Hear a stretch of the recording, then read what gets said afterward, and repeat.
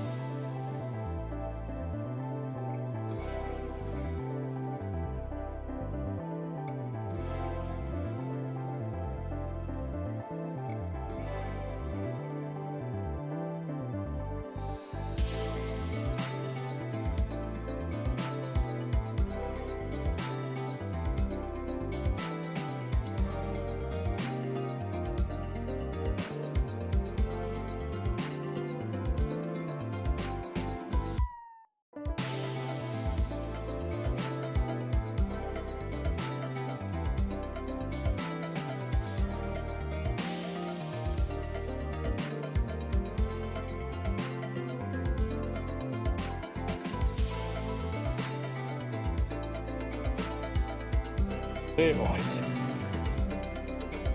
looks good here. Get it for season. Just because I like to season my stuff more than most. Something about watching food getting made that I enjoy a whole lot. There's a lot of food She wanted over hard egg, so I'm gonna do YouTube. one over hard egg. whatnot. Sitting here contemplating things, and this is what I'm watching. Farmyard smash burgers on the Blackstone griddle. Okay, so I'm gonna do it. We'll discuss this here.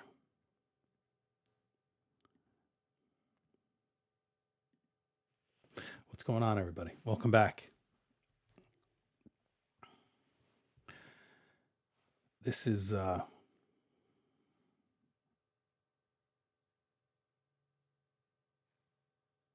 True North Cafe is the name of the channel here.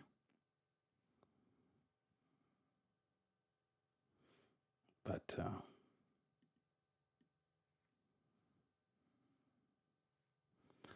it's a nice little setup going on. He's very colorful in his cooking. Watch, I'll show you. I'm trying to get this sized out here, but it's having a hard time for some reason. There it goes.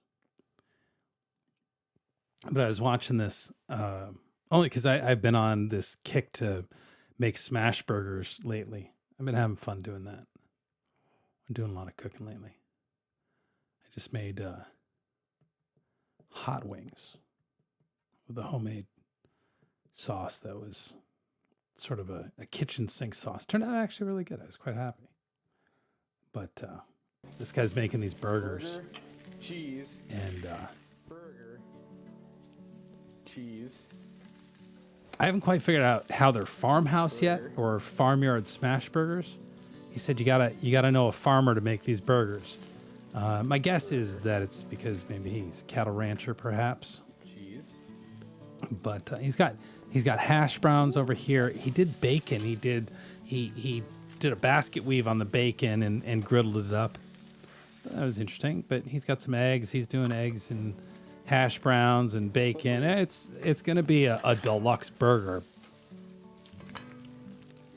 Absolutely, but Oh, I forgot cheese. yeah, it's check him out. True North Cafe is his channel. Puppies look good or what? Wow.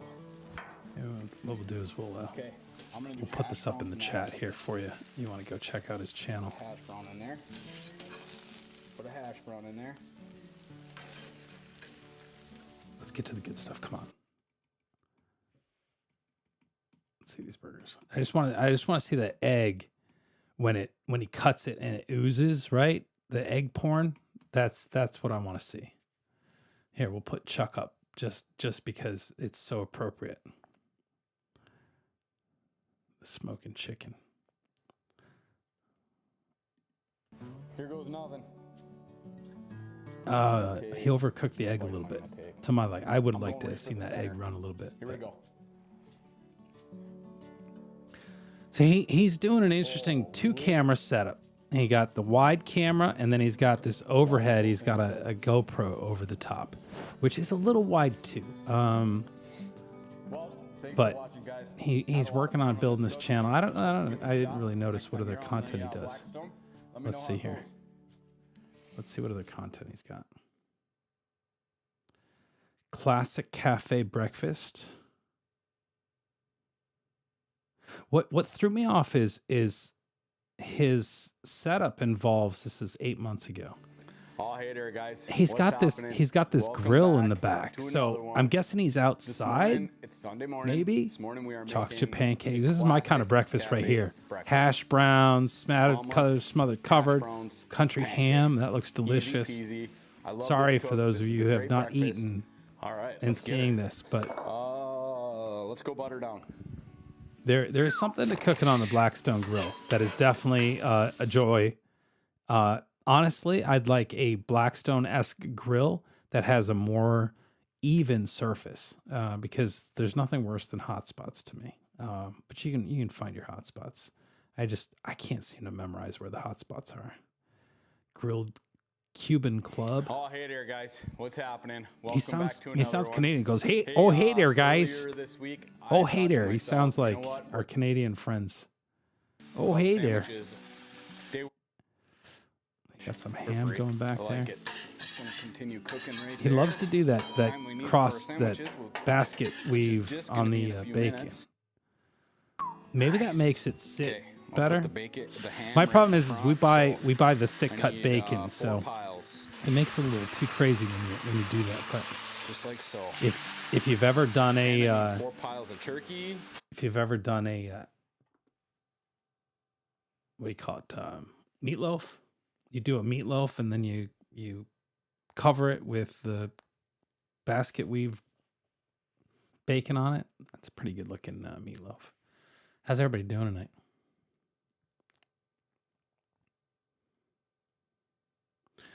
We got crazy here. I like your name. Watching live streams. Trying to figure out what a smash burger is.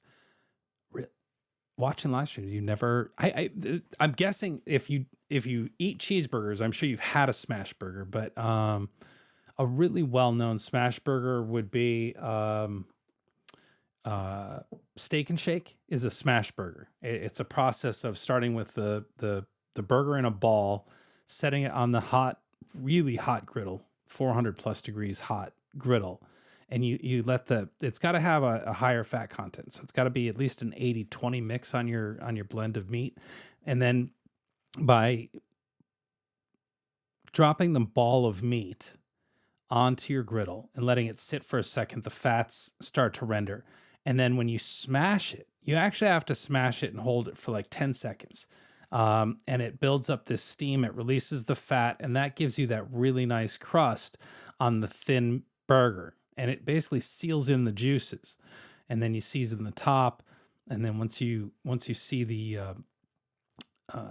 bubbles and juices starting to boil on the top of that burger patty, you want to make sure that you use a good sharp, like he's got in this picture here, a good sharp spatula,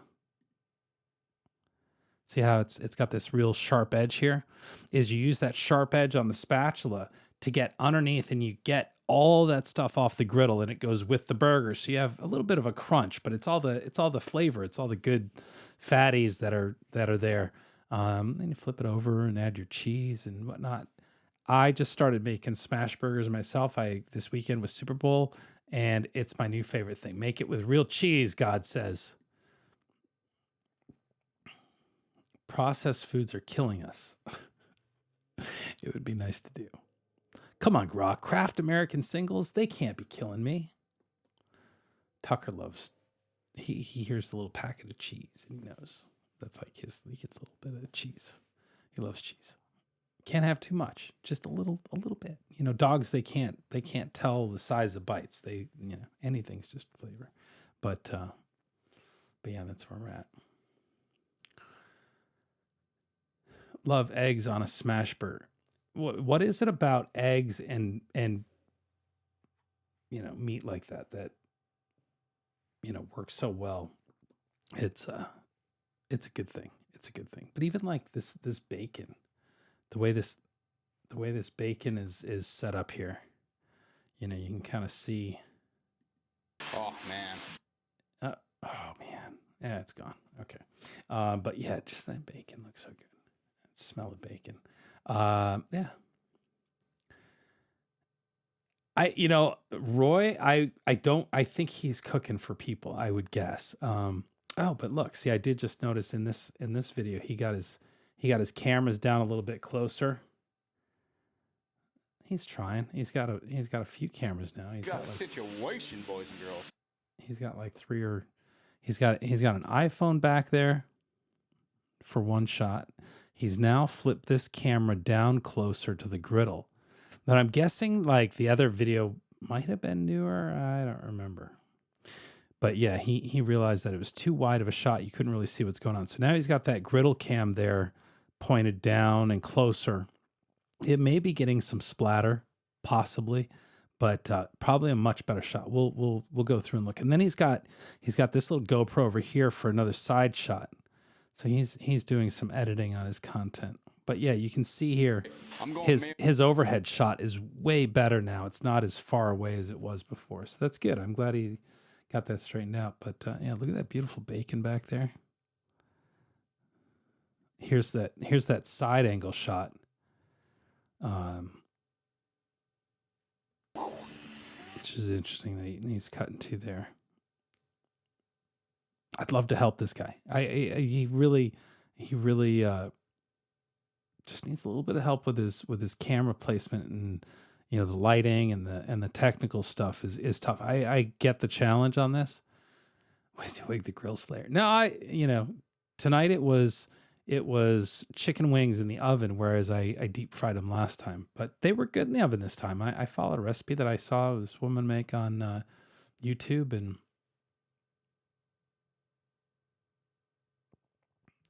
is there something notable going on, Roy, that we should be paying attention to? Laced bacon. That's a great way it is laced, isn't it? It's woven bacon.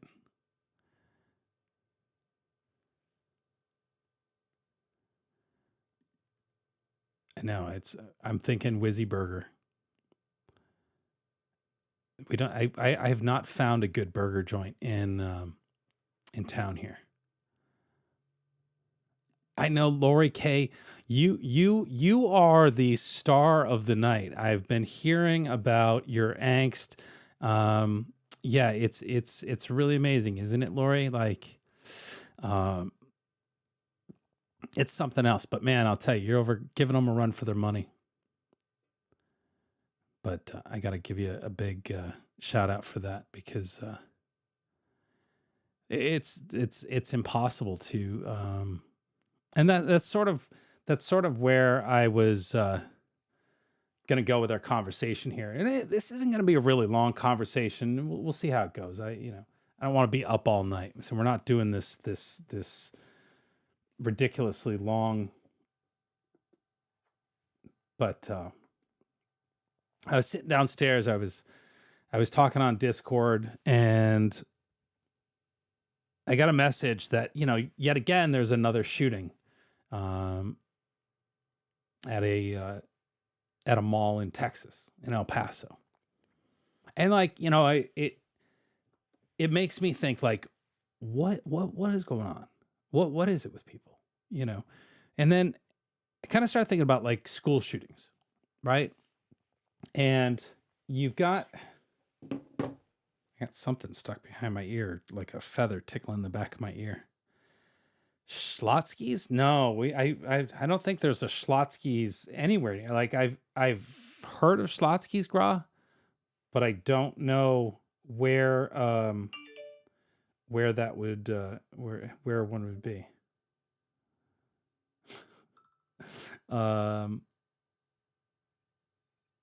You have to share this post tonight. Okay, let me see what it is, Gra.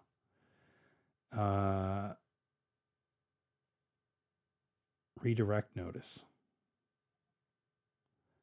Sending you to, let's see, static. If you want to visit the page, you can return. Okay. This is from Amazon Women or Women of the Amazon, Gra. I forget what that's from. I forget the actress too. Anybody know what this movie was? I feel like I should know it. I don't even remember who the actress was. I know it's an old movie from, I think, the 70s.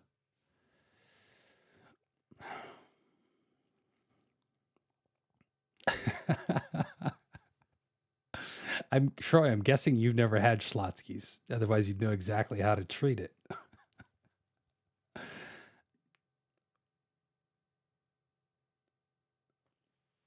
Well, that's, Denise, that's the question is, do they know? Like, I was going to say 10,000 BC. I don't know. Is that Raquel Welch?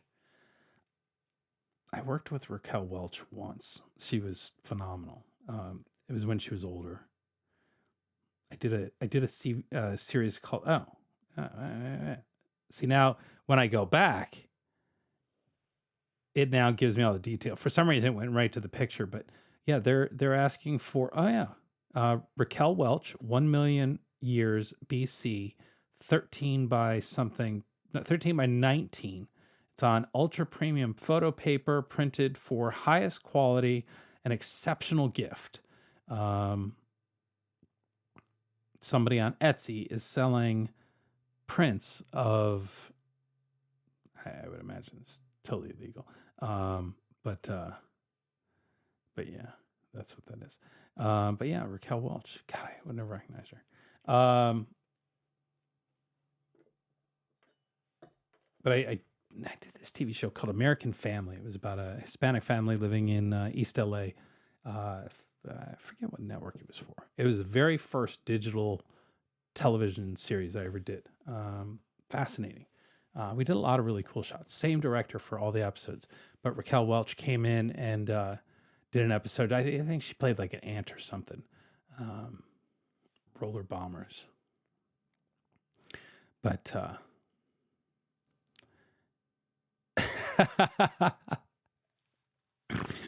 that's funny. That's funny. I'd love to. I wish I could. Wasn't she on Grumpy? Yeah, she was. She was a ton of roles. And let's look her up here. Let's look her up here before we get into the deep, sad shit.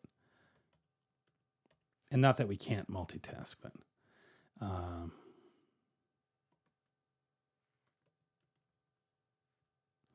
Raquel Welch.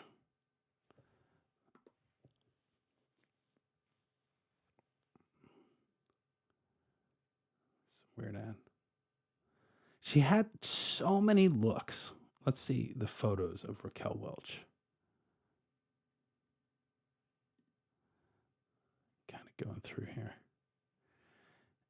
Rowan and Martin's Laugh-In. Anybody remember that show? Ronan Martin's laughing. She's gorgeous. Absolutely beautiful. Very attractive woman. Again, Ronan Martin. That was a funny show. What year was Ronan Martin? That must have been like 1967. Honestly, I'm surprised she's shown that much cleavage back in 67. Saturday Night. I'm not sure where the pants begin or end, but 1975. She was a sex symbol, right? Miss Welch. Miss Welch is voiced by Raquel Welch. Really? Raquel, 1974. Cartoon? Oh, isn't this classic?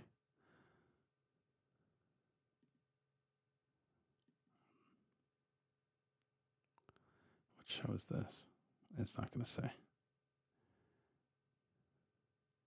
Is that 1 million BC?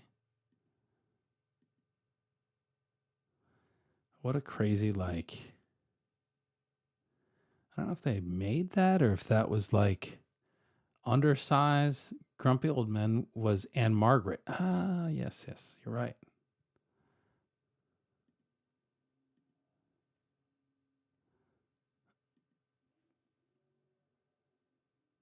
Yeah, somebody's getting fired for that work there on her chin. Makeup department.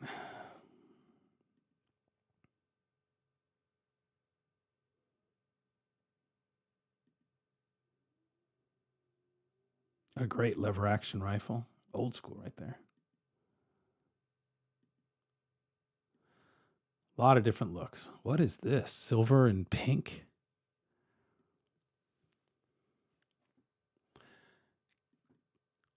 Cora, I think all our dads thought she was smoking hot. She was the sex symbol of the time, right? Even back here, look at what year is this? It doesn't say.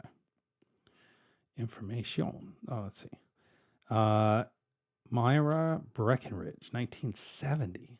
That's Farrah Fawcett. I would not have guessed that was Farrah Fawcett.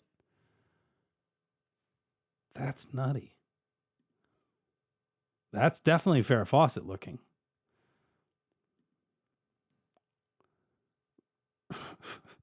I believe that. No,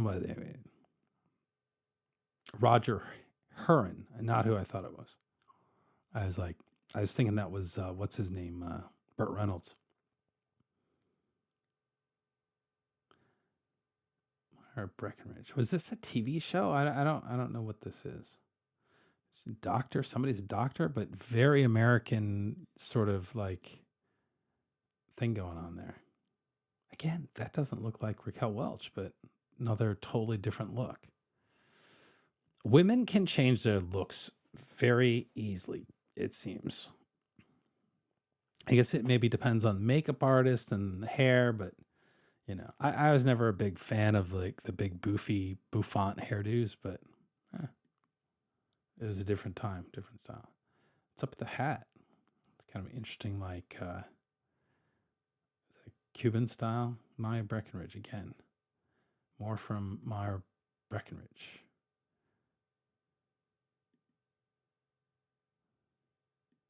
Be curious to know what this show is about. 1970. Wow, this is strange. Something I wouldn't have imagined seeing in 1970.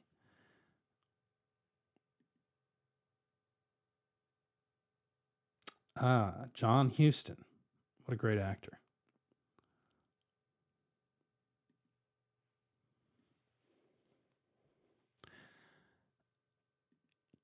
Kika says, Myra Breckenridge, she portrayed a trans. Interesting. We'll have to, let me click on this. Open it in a new tab so we don't lose our place here. Let's check this out. After undergoing gender reassignment surgery, an aspiring actress travels to Hollywood where she also wants to make a claim on her wealthy uncle's estate. Interesting. Okay. 1970. Director Michael Sarney. Oh, it's an X-rated film. Interesting. That's its X rating. Let's see what it says. Parents Guide. Myra Breckenridge, 1970. Sex and nudity. Sex scene in an acting class includes a topless female seen from a distance. Woman kisses a man down his bare chest. All right. It's interesting. I had no idea this kind of stuff existed on IMDb as far as descriptions of why. All right. One character constantly smokes cigars. That's Michael Houston or Houston, right? A surgeon smokes a cigarette while in the operating room. Oh, how dare he? As far as on the drug and alcohol and smoking, it's 5 out of 6 found this mild. Like, who are the people that... Frightening and intense scenes, 4 out of 4. None found. Spoilers. Sex and nudity. A woman removes her underwear to show people her sex change operation. When she lifts her dress, part of her left butt cheek is shown. Oh, good God. But I suppose for 1970, this might have just been X-rated. Certification in Australia, R, Brazil, 18, Canada, PA, whatever that means. United States, original rating was an X rating. And then it shifted to an R rating, certificate number 212, re-rating. Okay. So at some point they softened up on that, but I did not. Did any of you know that she was an adult film star?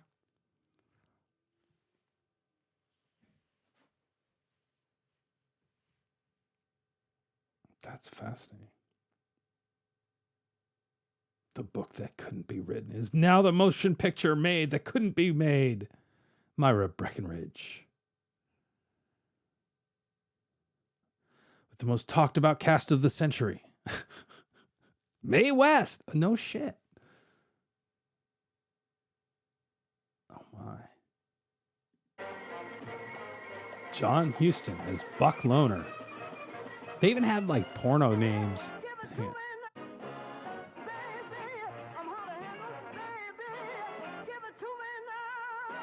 She never said anything dirty. I'll be right with you, boys. Get your resumes out.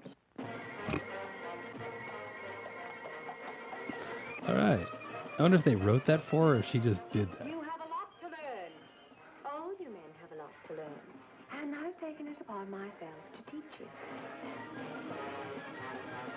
Rex Reed. A Myra Breckenridge is a dish. And don't you ever forget it. Here I come! Everything you've heard about Myra Breckenridge is true. Gra, you sent us down this rabbit hole. You realize that. Now let's go back here. Thank you. Also from Myra Breckenridge.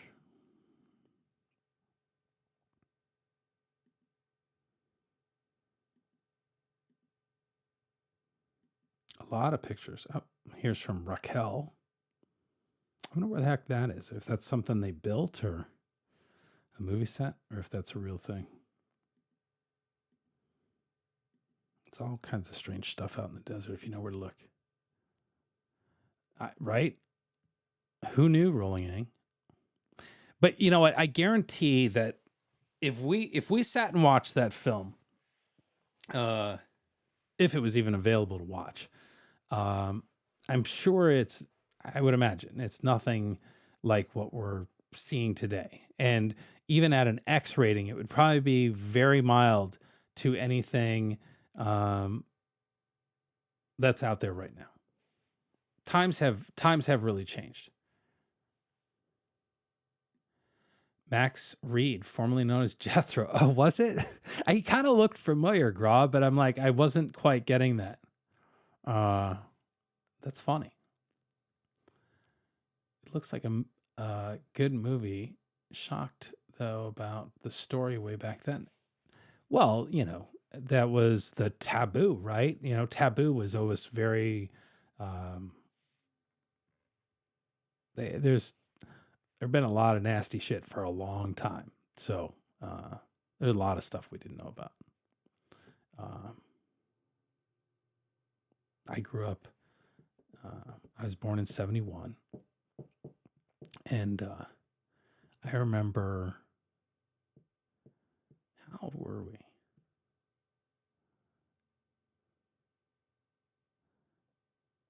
Being at this lake house that we used to go stay at, and watching Faces of Death that we got from the rental store, the movie rental store, on VHS tapes.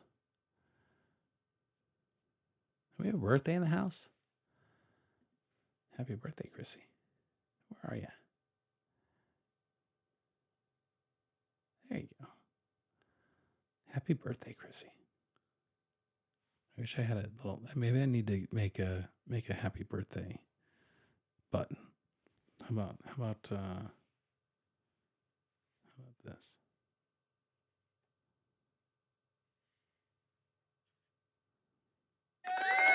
Happy birthday, Chrissy. How about that?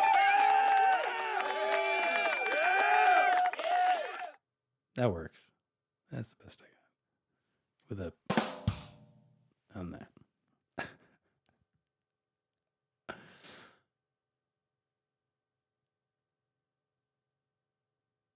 Max Bear Jr. Okay. We've got a okay. A lot of the same, some weird shit going on there.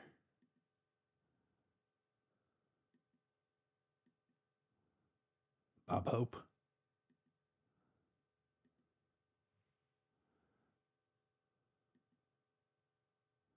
What's going on there? Carmen Miranda. Paris. Raquel. Like that's not a very... Where'd it go? Not a very attractive photo. Why it wasn't that one? There was another one. That one. Not a very,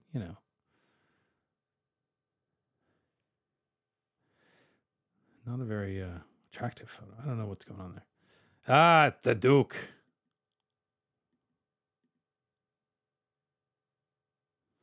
Is that a pyramid? Tom Jones, right? Yeah. What an interesting outfit. New York or London Bridge. No, that's the Brooklyn Bridge probably, right?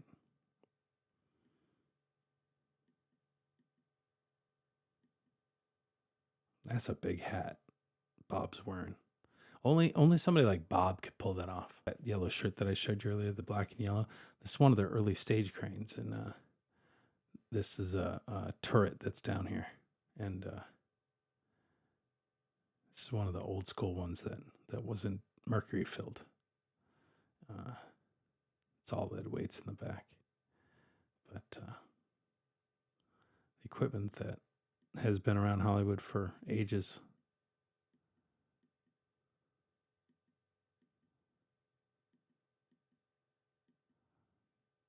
I like what they did with the glass there. That's interesting.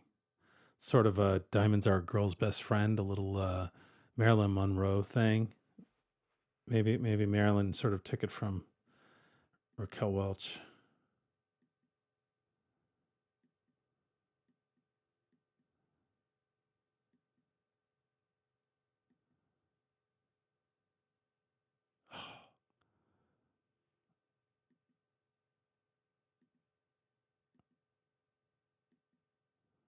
So many different looks. That's what I can't get over. Like,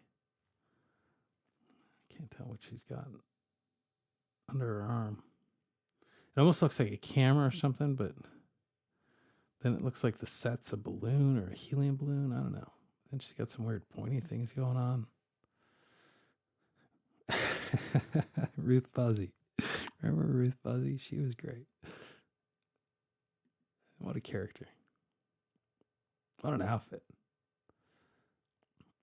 How much do you want to say that the Princess Leia outfit, Star Wars, was taken or was influenced by this outfit here? Just a wee bit, maybe. I laughing. The Wild Party, 1975. Legally Blonde, 2001. Blue Face. Flare Up, 1969. That sounds like needs Troy's ointment. Here she is. How to be a Latin lover in 2017. Even in her later years, she really was still very stunning. Ken Marino, How to Be a Latin Lover. Very interesting.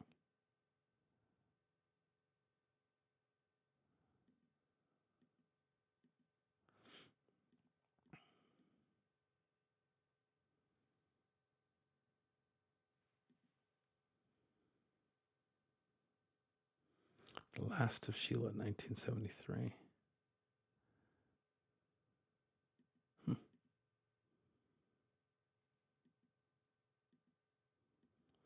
I would have imagined that these photos would have been in some sort of order. She used oil of Olay. I guarantee she was the spokesmodel, right? She probably bathed in it.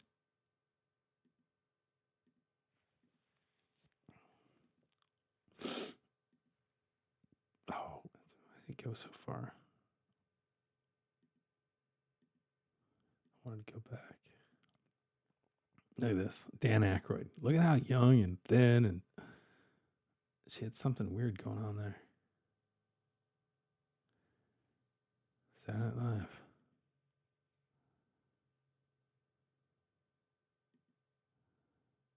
Some really old photos.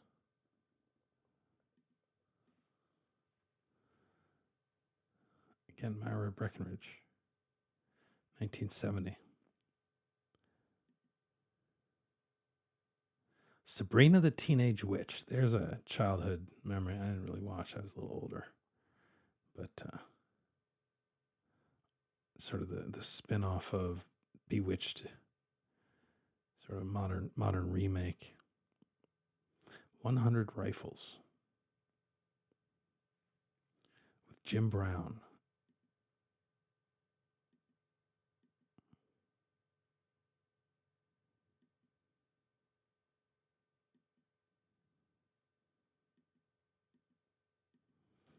Bear Cocaine. Jim Brown, 100 Rifles.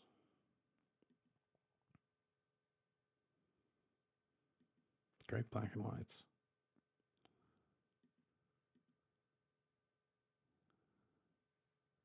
$1966. Again, it looks so different. She must have been really. Anybody know what year she was born? Sophie Loren.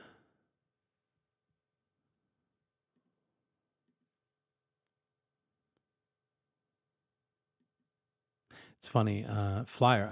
I almost would kind of get the two of them confused. They have very similar looks, right? Sophie Loren more Italian looking, but very similar.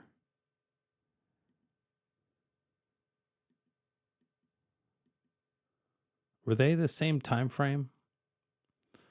Flyer. I feel like Sophie Loren was older. Laura Woodside said 82 years ago. I know. I'm trying to do the math in my head. It's 60. She was born in 50.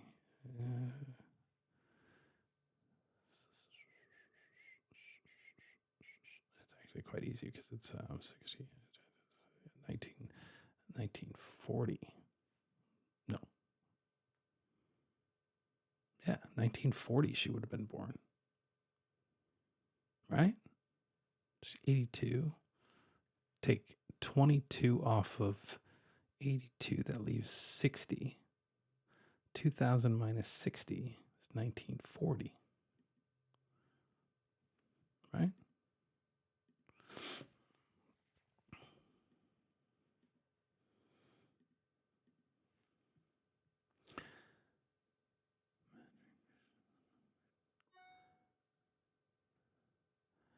The Magic Christian was the weirdest movie I've ever seen. What was who was in that? I've never heard of it. Oh, okay. I was gonna say it feels like she would have been older. Sophia Loren's no longer with us, right? She's been gone for a while. I feel like. Could be wrong. I don't keep track of actors and who's with us and who isn't, but I feel like I saw a tribute to her on a Academy Awards at some point when I still watched that stuff. There's a lot of pink in that photograph.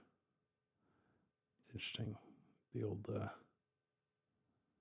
Fantastic Voyage. They're on wires floating. Early movie magic. Act like you're underwater. Kath Travels. I think Raquel was born in 1941. Okay. Oh yeah, because it's 23, right? That would make sense. I forgot we're in 23, not 22. I was trying to do the easy, quick math, but yeah. Sophie Loren is 88 years old. Interesting.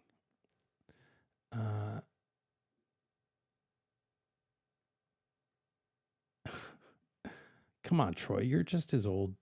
Don't fool me. I know. I Dream of Jeannie. The Magic Christian is a 1969 British satirical farce, blackface comedy directed by Joseph McGrath and starring Peter Sellers and Ringo Starr, with appearances by John Cleese, Graham Chapman, and Raquel Welch. Wow.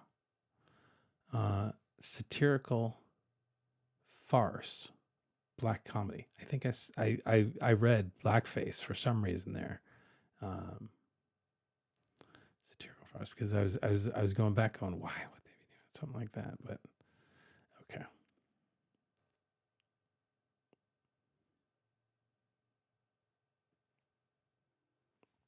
All right. Have we seen enough of this? Still, there's a newer one. Legally Blonde. Did she play her mom or something? That's a great photo.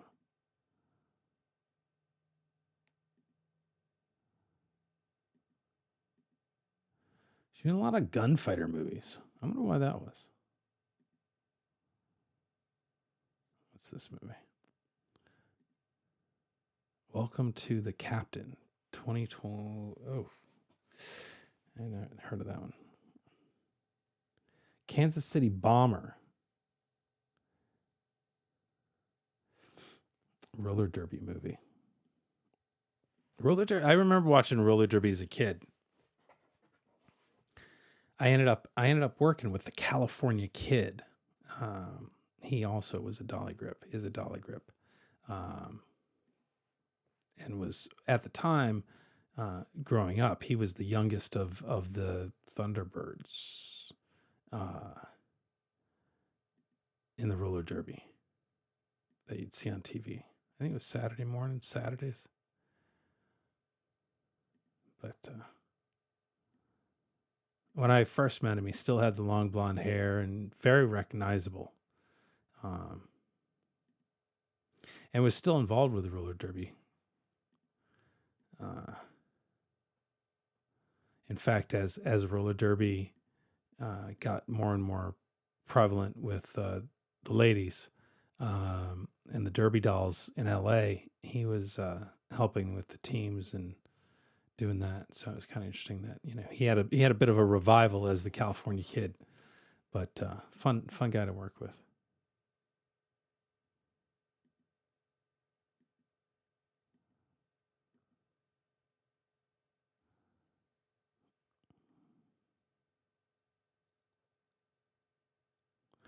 Keep going back to Myra.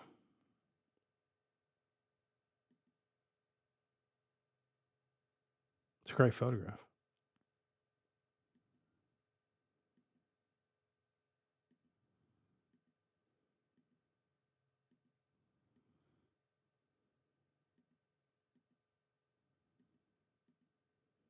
Oh, there's too many. There's like 454 photos.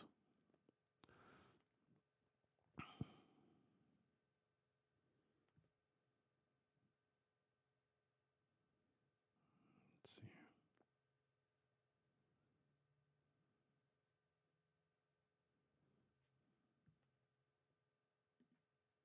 That's not what I wanted.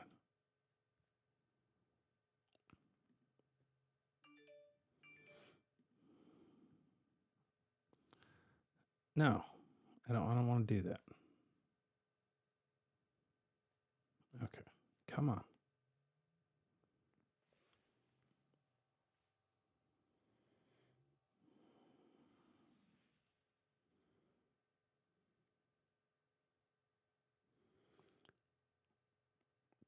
And remember, like IMDb isn't 100% accurate. They could be missing titles and things that didn't get reported to IMDb. But here it says her last role would have been 2017. Date My Dad. House of Versace. Aunt Lucia.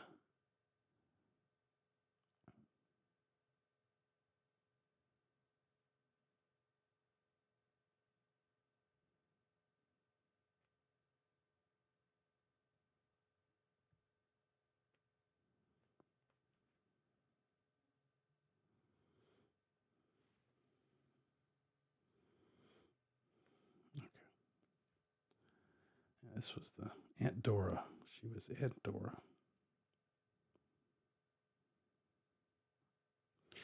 With Eddie.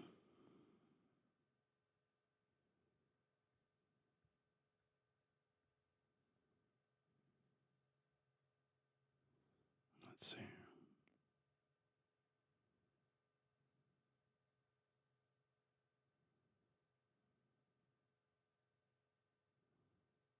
Oh, there's no more photos. Let's see. No, there's nothing there.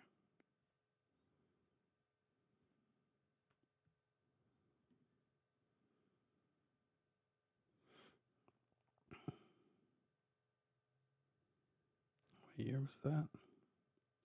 2002. Man, that doesn't feel like 20 years ago, but shit, I guess 20 years goes by pretty quick.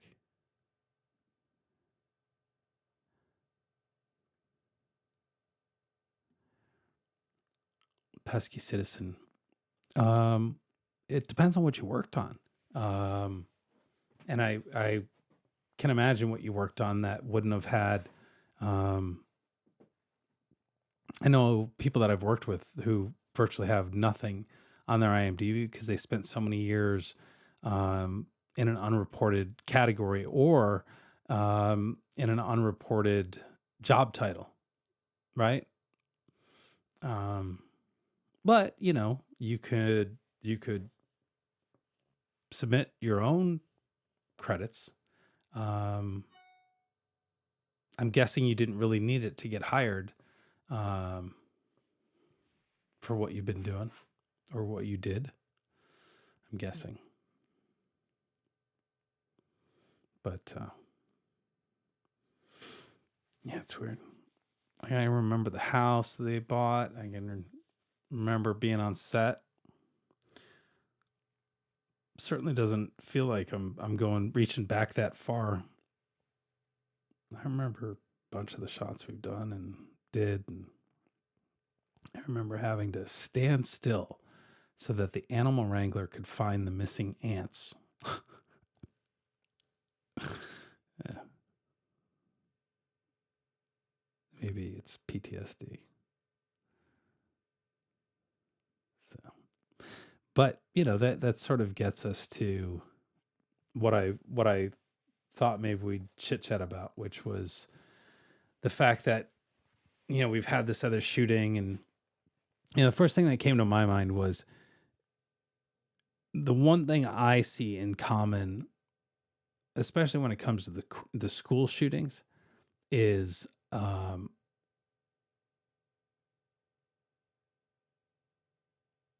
why did these kids go in and shoot up a school? Why did they, and it always seems to have one commonality, um, which is bullying. And,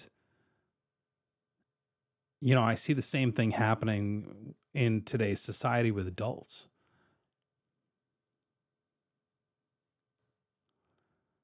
So I think that people handle things differently. Joan says angry white males. Yeah, except for Joan, Michigan State wasn't an angry white male. And why does it matter what the race of the person is? People are all human. They all have feelings. They all get hurt. You know, we've stopped talking to one another. We stopped hearing one another. You know, you may not realize or take the time to talk to someone and realize that, maybe there's a problem, you know.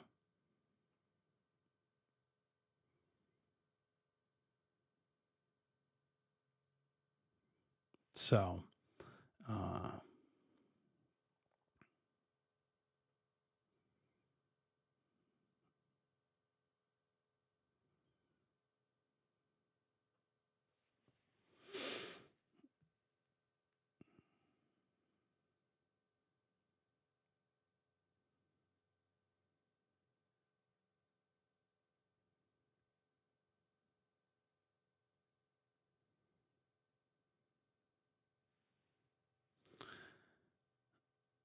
it's truth. Barney, really? Lack of mental health help. Sure. Sure. You know,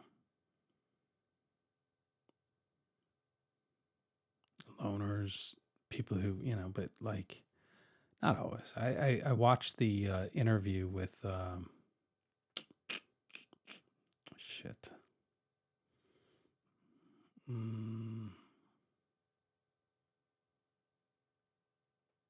Wow. I'm guessing you're not my dad's age. But glad you're here. Lack of fathers in the home. Yeah, it'd be interesting to see, with all these mass shooters, and the FBI and these law enforcement agencies have that kind of data that we'd be able to look at and see what characteristics, what similarities people have in common. Oftentimes I don't think we ever find out what the motive. I don't think knowing the motive would help to ease too much, but give people a true understanding of maybe how to help prevent people from getting to that point where they're taking lives. Profiling. Yeah. Again, it's sort of a slippery slope. But I would imagine if people weren't so alone and like I always said, that was the first thing I noticed when I moved to California is people on the East Coast where I was living in Georgia, people got upset when you didn't say hi in the morning or you didn't, say hi as you passed them walking down the street. In California, you get to California and nobody talks to each other. It's strange.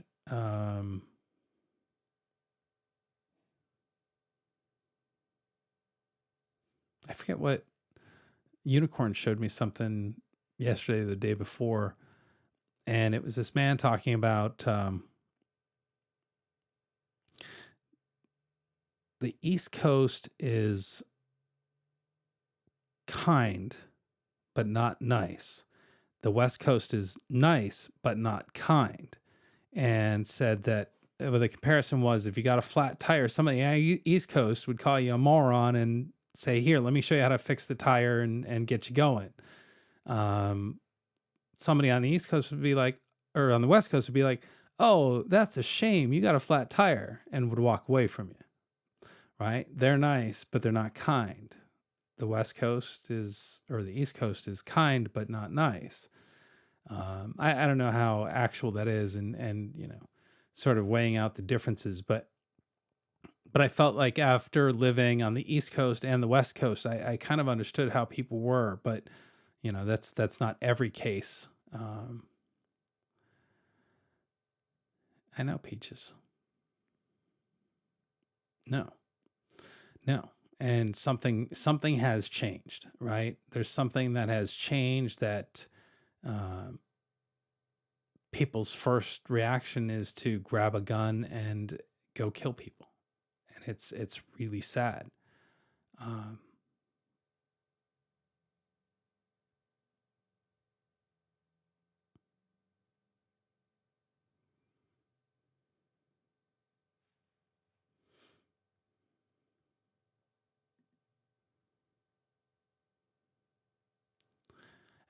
right, Tim? Like that is like we've lost trust in one another.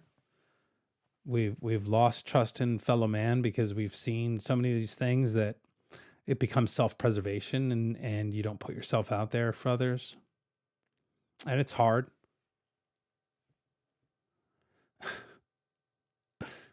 I get your point, girl.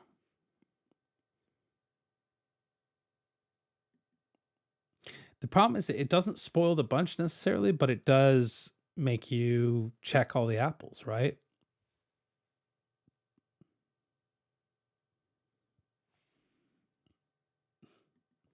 Joe, yeah, I get it.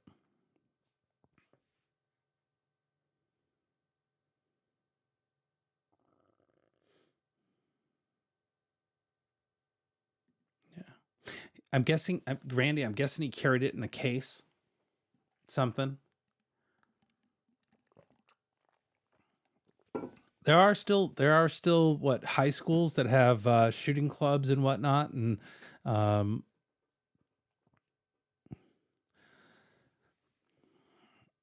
raise country. I fully agree. I fully agree. I definitely see that as being a problem.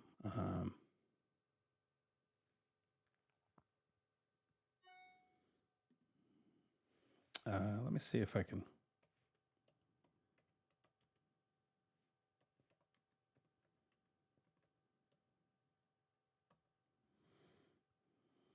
Let's see here. Let me see what I can find.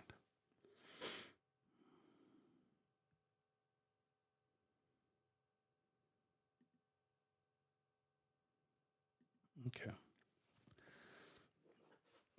So let me pull this up. I just did FBI crime statistics, and it took me to UCRFBI.gov. Crime in the U.S.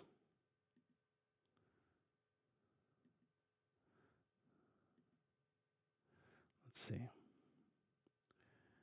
Crime in the U.S. in 2019.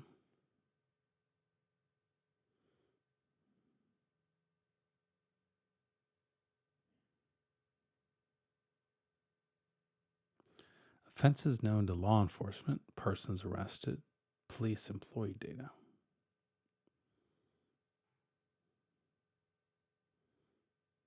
Cargo theft, hate crime statistics, LOCA, LEOCA, data regarding felonies and accidental in the line of duty deaths, as well as assaults on officers. National Incident Database Reporting System for Incidents.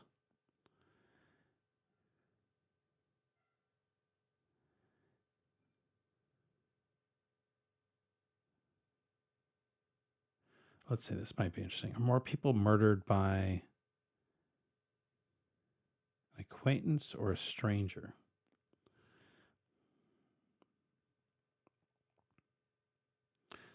Let's see here. How do I make this wider? Because it's only that wide. Felony by type: rape, robbery, burglary, larceny, theft, motor vehicle theft, arson, prostitution. Let's see here. Motor vehicle theft. Total murder victims, 38.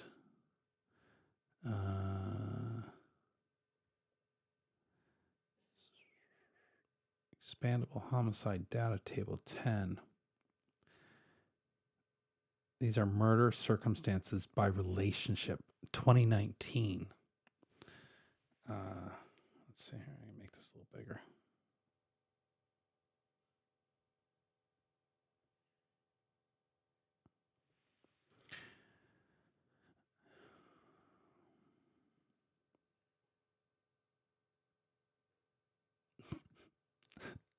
This is the best comment of the night right here.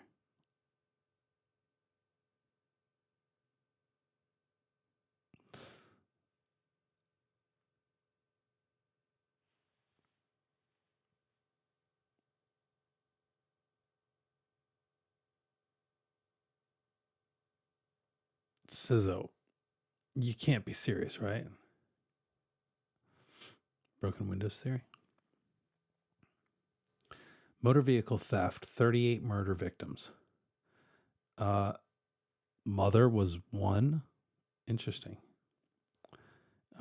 Other family was 1. An acquaintance, 17 times. A friend. A girlfriend. Stranger. And 9 unknowns. Okay.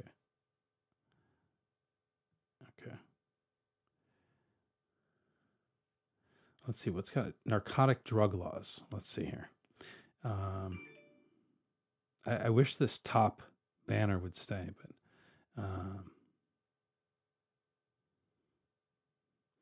192 acquaintances. 192 acquaintances. The son was the murderer in 3. The daughter was the murderer in 3. So sons and daughters murder equally in 2019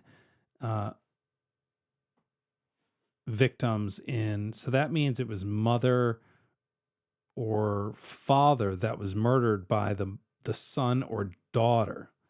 One husband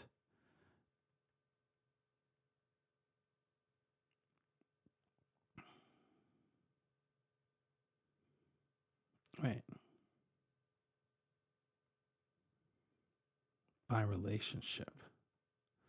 It says by relationship. So that means the person at the top here was the murderer.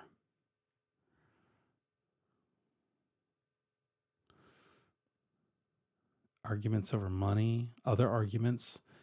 Arguments is there's unknown reason. There's 5,000 unknown reasons, apparently.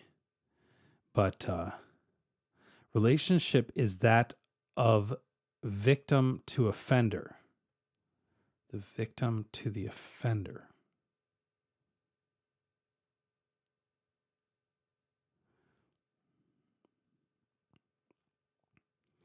Arguments, 3,410 murders. Oh, wait. Other than felony type total.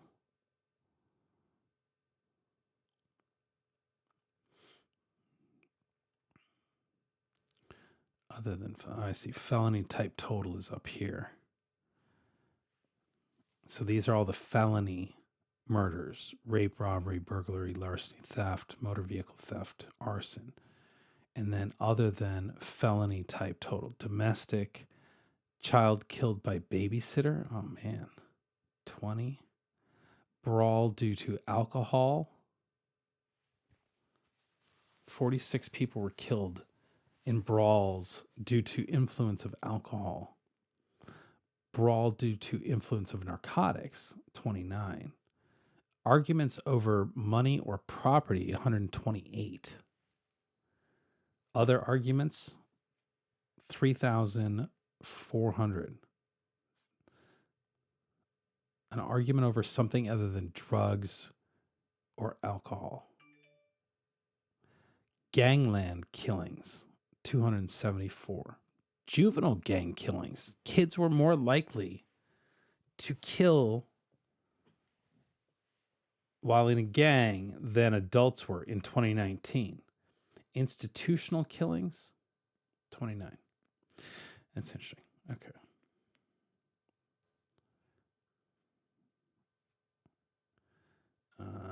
Let's see.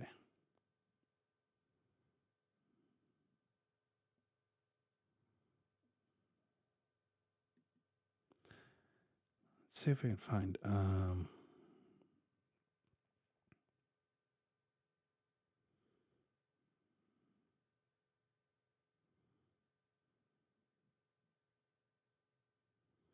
Trying to see if we can find.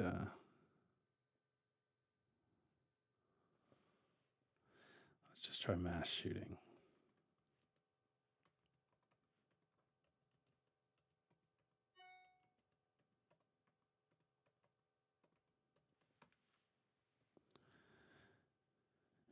Pew Research. I don't like Pew, but okay. About gun deaths. This is always interesting. What the data says about gun deaths in the U.S.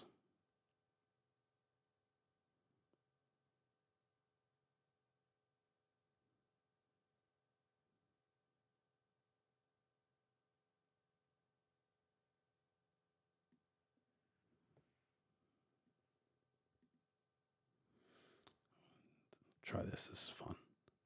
In 2020, the most recent year for which complete data is available, 45,222 people died from gun-related injuries in the U.S., according to the CDC. That figure includes gun murders and gun suicides, along with 3 other, less common types of gun-related deaths tracked by the CDC.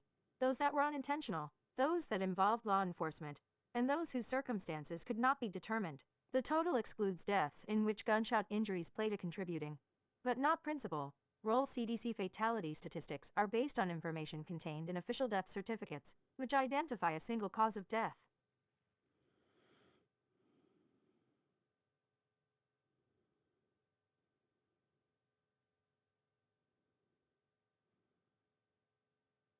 It's kind of interesting that the gun rates, U.S. gun suicide and gun murder rates have increased in recent years, but remain below past highs.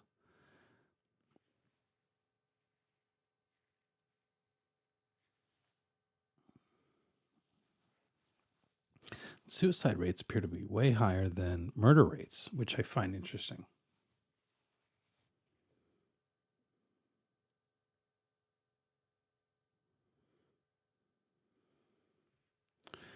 So, U.S. death rates varied widely by state in 2021.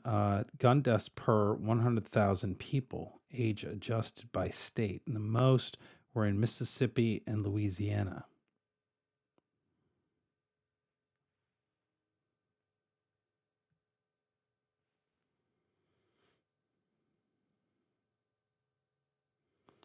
California is trying to legalize hookers working in front of schools. I think I heard something about that. They're going to be very progressive, and they're going to legalize the sex trade in California.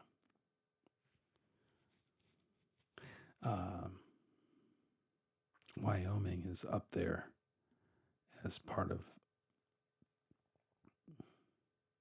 those high gun deaths.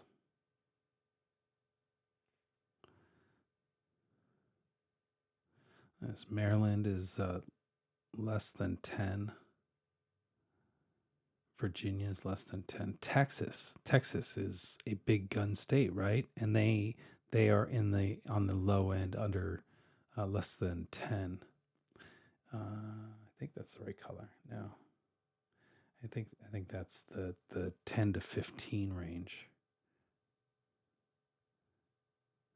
The lightest being California. No, maybe Maryland was a little bit darker there. So it's probably that color there. New York, Minnesota. It's hard to, they couldn't have picked worse colors. I'm sorry, I have hiccups again. But Yeah, really, really bad. Either way, none of that was what I was looking for. Mass shooting facts and fiction, USCCA. Okay, this is the concealed carry group. U.S. firearm homicides by the numbers. Mass shootings account for 0.01% of firearm homicides. Committed by a family member or other acquaintance, 61%. Committed by a stranger, 25%. Committed by an intimate partner, 14% of the time. What are the most effective policies in reducing gun homicides? Michael Siegel, Claire. U.S. mass shooting deaths, 95, 2016.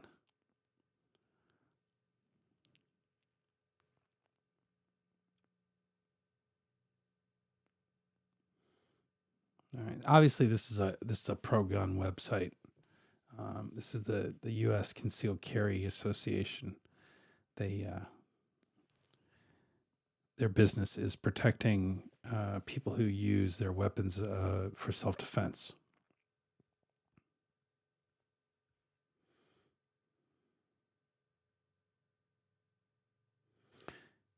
Here, this is a government website. National Institute of Justice, Strength Science, Advanced Justice, NIJ. Public mass shootings database amasses details of a half century of mass shootings with firearms, generating psychological histories. This is what we're looking for right here.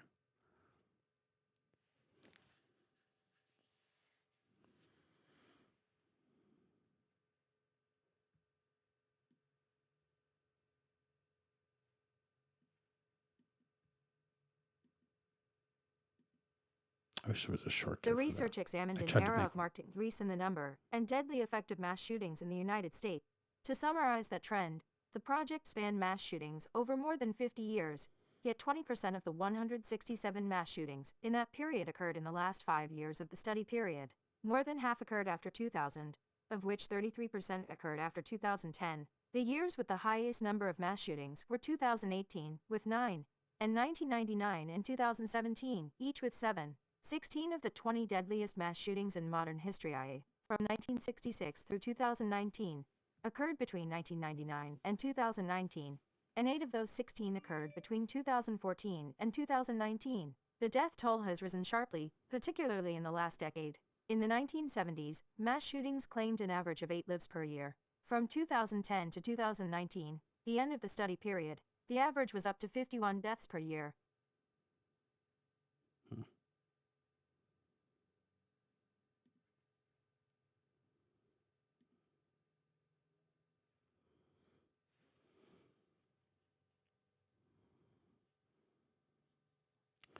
Again, one of the first things you see is donate. How to stop a mass shooting epidemic. Donate database, off-ramp.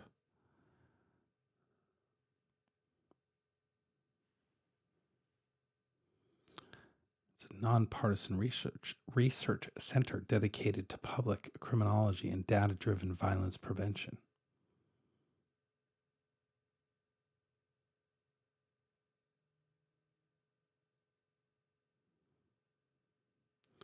Mass shootings are more frequent and deadlier than ever. Mass public shootings in the United States, 1966 to present, N equals 187. What is N?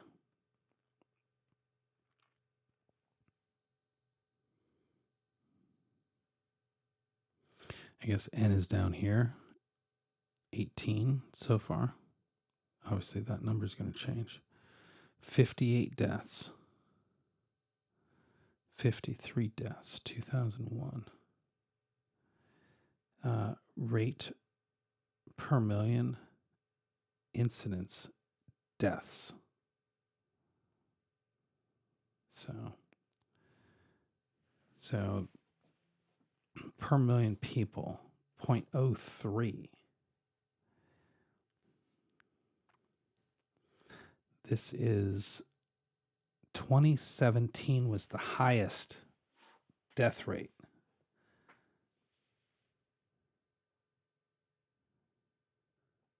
$108 people.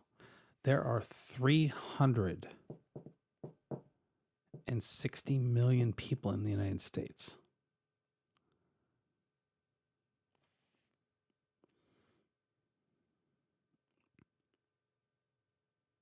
Do you know alcohol kills more people than guns do?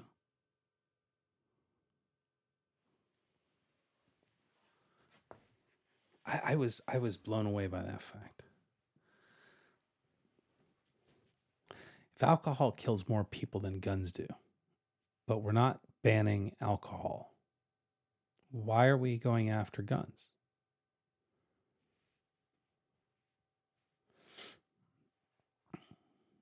Anybody have an answer to that question?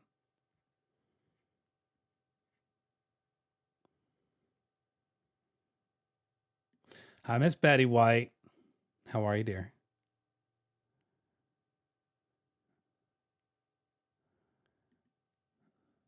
Carolina, you must.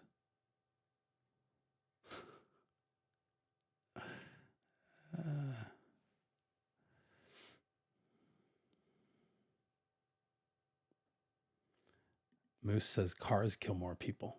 I'd almost venture to say moose kill more people. Moose are dangerous, man. Whew. Why 2017? Why was 2017 the worst? There were 7 incidents. Well, there was clearly a major incident there. There was 8 incidents in 2020. There were 53 deaths from those 8 incidents. 2017 was Parkland. What was the big event in 2017? 1984. There were 40 deaths.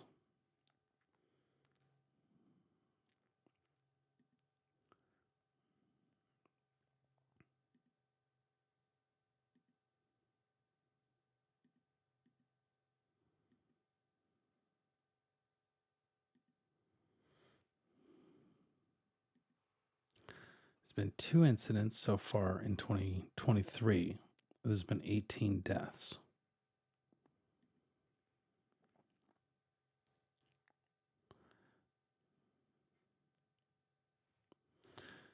So not even a tenth of a person per million people, if I'm understanding that correctly. 0.01 per million.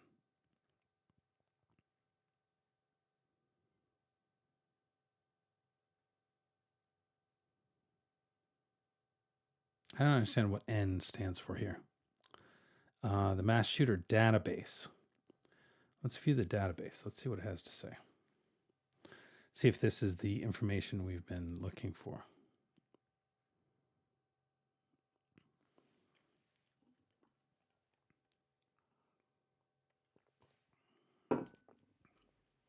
But here, before I forget, I will link this because I'm sure if any of you are actually interested, you'll want to go look at this yourself. Because I'm not going to spend a lot of time on this. I just, I think we just need to be nicer to each other. Stop pushing people's buttons. Jesus Christ, man.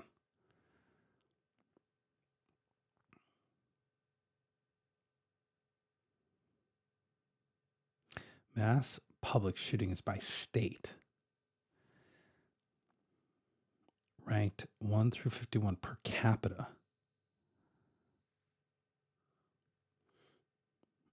Region West, South. I don't understand the point of this. States ranked by total number of mass shootings on the left and per capita rate of mass shootings on the right.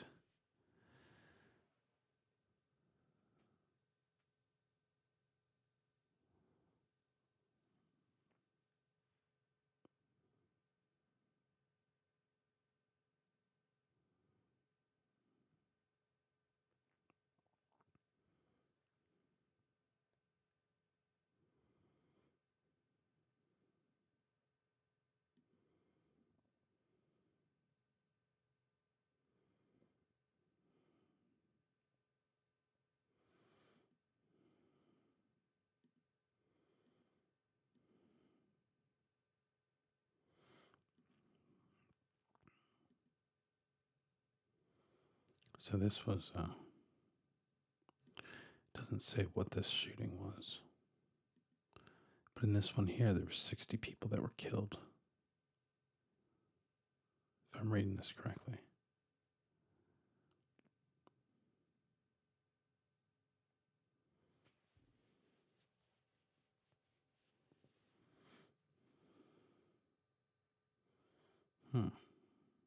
This is what I want.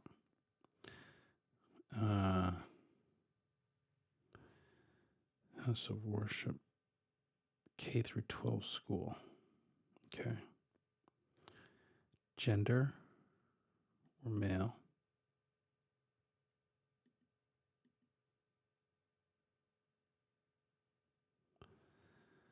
Of the 172 mass shooters studied, only 4 were women.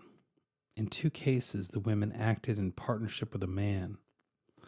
While the difference in the number between female and male mass shooters is stark, it was represented in all U.S. homicides in which 80 to 90% of the offenders in a given year were men. The stereotype of a mass shooter is a white male. However, white people account for just over half, 52%, of all mass shooters. Who was that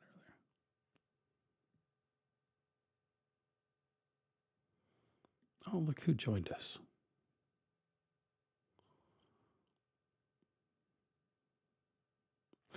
No, we're talking G. Abbott. I'm glad you joined us. To get you caught up. Is there a point? Yeah, the point is, how do we stop this? And maybe being a better, kinder person, G. Abbott, might help. Because my belief is that the one thing all of these things have in common is bullying, especially when it comes to school shooters. That's the way I see it. Do you have any insight that you might want to share with us?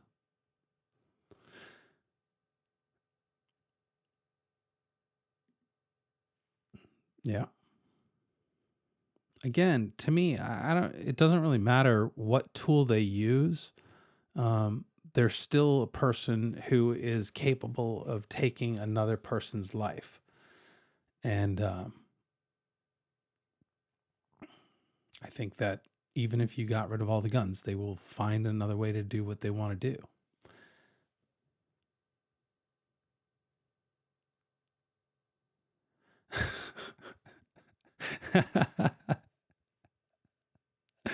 Yeah, I know.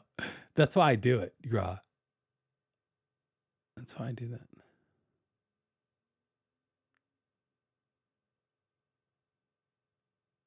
Oh, Betty.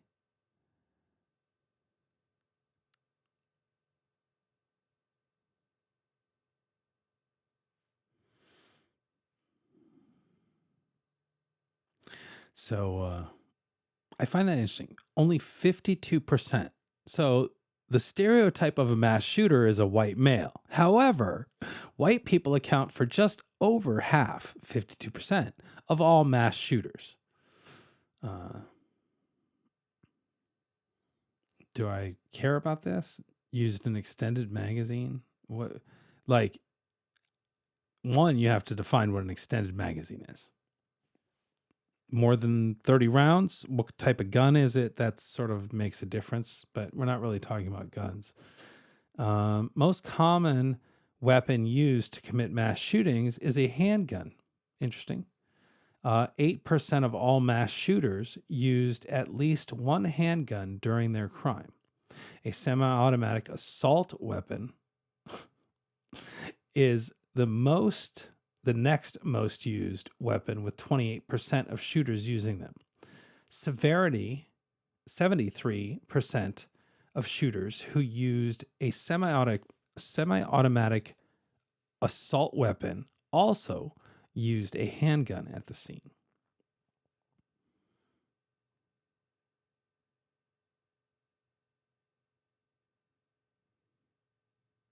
Here, shooter's relationship to victim. New some of the victims may have known victims, didn't know victims. I want to know how many didn't know the victims.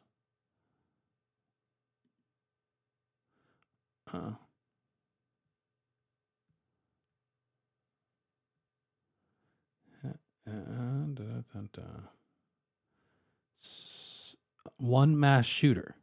So this, to me, this sort of, I don't know. It says a lot to me that you got one guy who does something completely irrational. We don't know.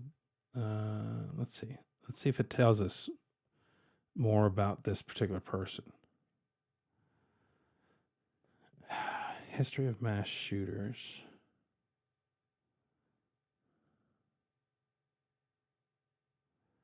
On the night of September 5th, businessman Stephen Paddock. Let's see again.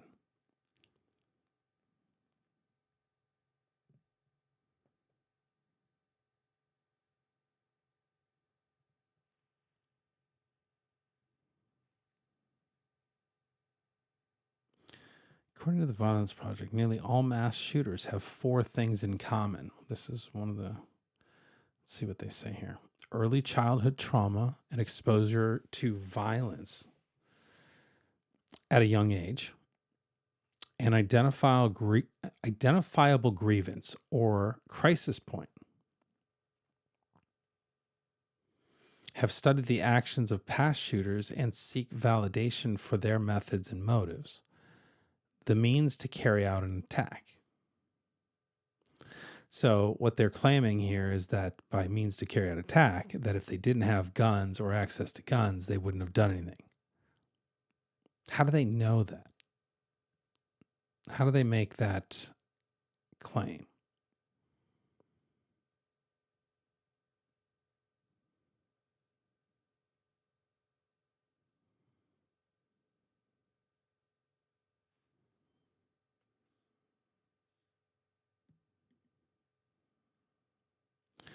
Number of shooters by age. The average age of a mass shooter was 34 years old. The youngest was 11 years old. And the oldest was 70.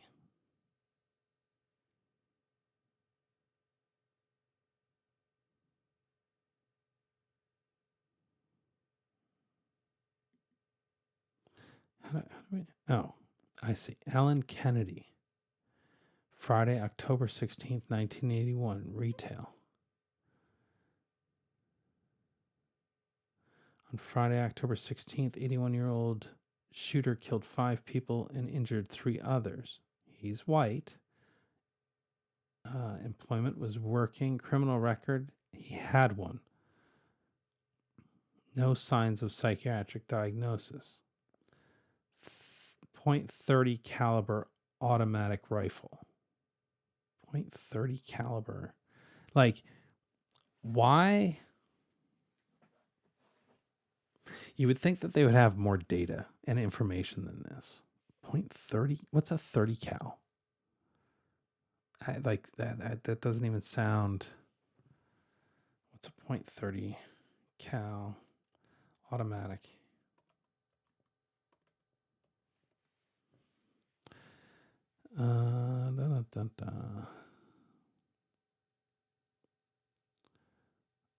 Rattler 30 cal, full auto, 2x4 chop test 30 cal.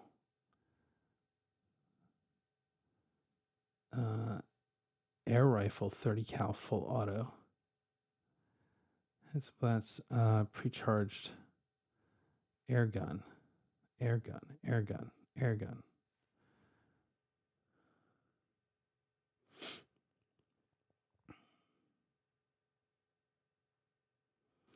M1 carbine.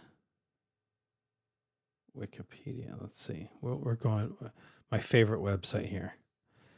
Oh, it's carbine. 30 cal. M1. It's interesting. I wonder if he had a wooden stock rifle like that. Because that doesn't match the narrative. Maybe that's why they say down here. They put a scary black gun, But that doesn't look like this gun. Carbine 30. Oh my.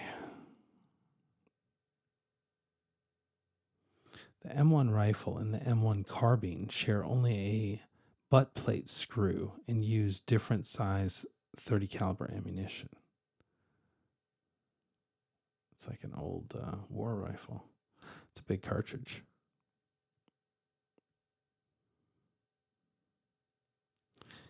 Uh, 15 round magazines on the left and a 30 round magazine on the right.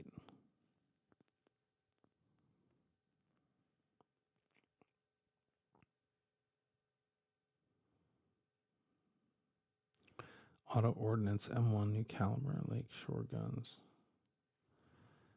Actually, I want to go to a gun sales spot because that's can't do that.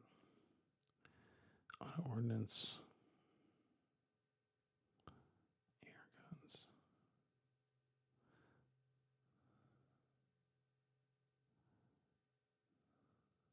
Semi-automatic.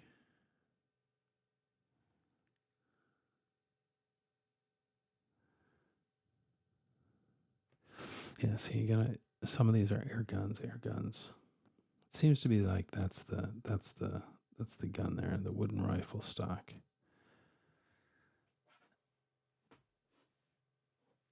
.763 by 69 and an AKS or AK-40 SKS or AK-47. The M1 Grand, an actual weapon of war, is not on the government's assault weapon ban. Go figure. Yeah, I know, right? Too vintage, not scary enough. They don't really like, yeah.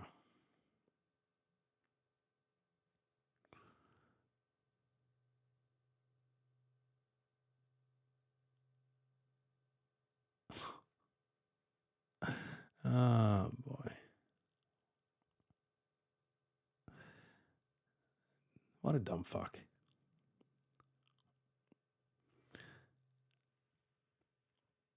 Why do you come here, Susan? Why do you hang out in here? You clearly aren't paying attention. Are you watching like soap operas or something on your TV while you got the live stream on?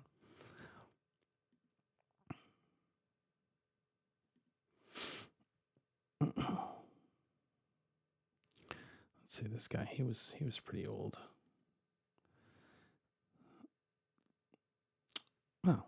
See, it is a 50-50 flip up if you want to play the race game. Monday, February 5th, 2001, the 66-year-old shooter killed 4 people and injured 4 others. He had education, GED, working, yes, criminal record. Yeah, he did have a criminal record. Look at that. So he had a 30-30 Marlin rifle with scope, hunting rifle, modified. It says, yes, acquisition from a licensed dealer. Then he had a 7.62 SKS 1954 R rifle. Let's play. Come on. I know. Why did you do that?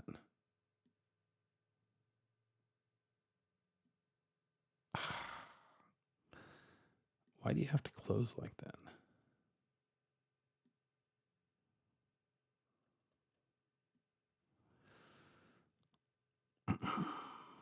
I'm going to call this the Susan game from now on.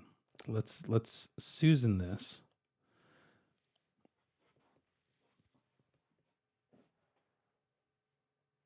Ah, here we go. SKS. Okay. See this scary ass gun? Do you think it was misrepresented? Perhaps just a wee bit from this picture? Like, I know they're using, it's clear that they want to create something, but this picture here is more accurate to the gun we see here that he used than the scary AR style rifle what they most likely believe is an assault rifle because it says AR on it, Armalite rifle. But yeah. And then he had a 38 caliber special revolver. This gun here looks more like a beaver-tailed 1911. And then he also had a shotgun acquisition from a licensed dealer, it says. A 38 caliber revolver. At least they know that it doesn't take a extended magazine. The shotgun, however, is a shotgun. It holds shells. It depends. The H70 shotgun, I don't know if that's a single or what that is, but there's a limited number of shells that you can put into a shotgun. But I find that interesting. 300 blackout in an AR-15.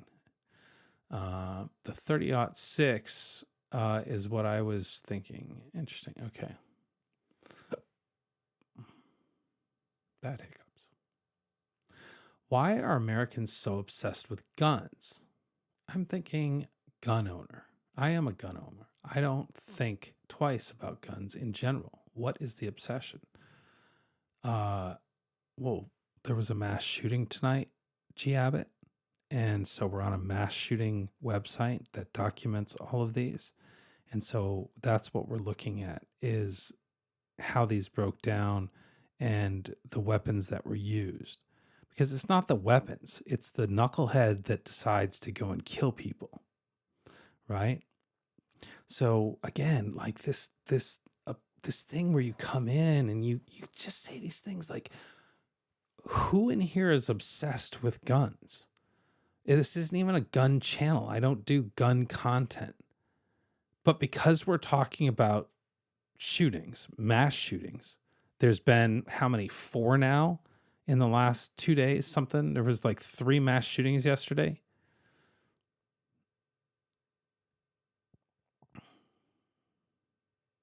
That's a really great question, CKM. I cannot wait to see the answer. Were you by any chance given a Red Ryder Daisy BB gun as a teen, WYSIWYG TV? No, actually, I was not allowed to have guns as a child. I'm trying to think. I think the closest I might have gotten was one of those cork guns with the string and the cork pops out. But no, I was not, I didn't shoot a gun personally. There was a kid that I knew in high school that, it turns out now that I'm an adult and I understand guns, he had a really, high performance, 1911 that I shot at a gun range.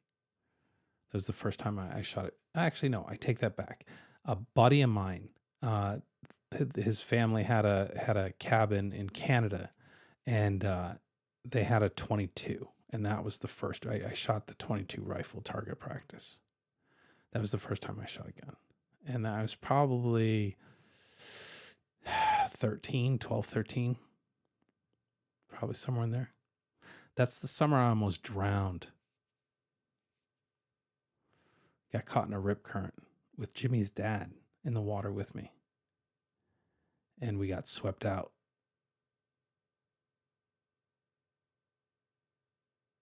So there's that. Oh.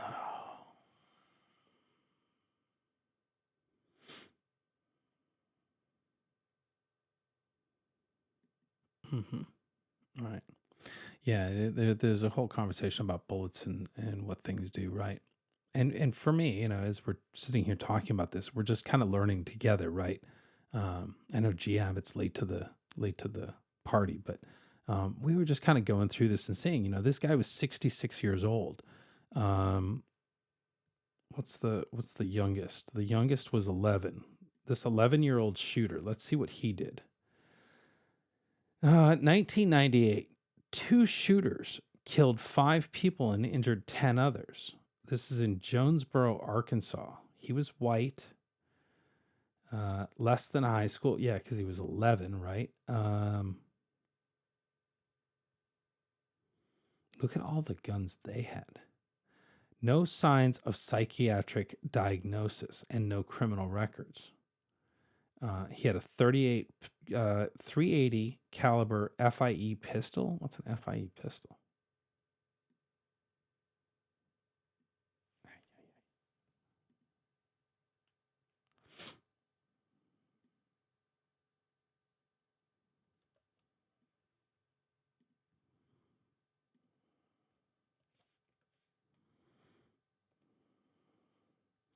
FIE.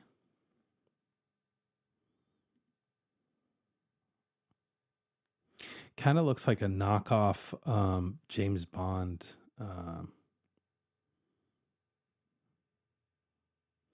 Older pistol. Okay, so he had an old pistol. Let's see, what year was this? This was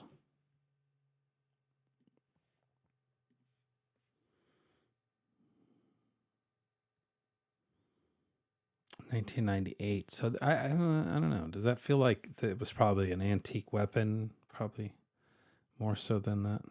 Stolen or borrowed from family or friend.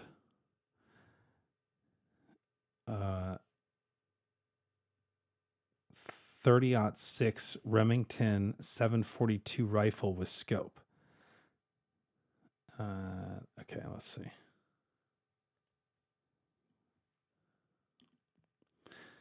What would have made it modified? The fact that it had a scope on it?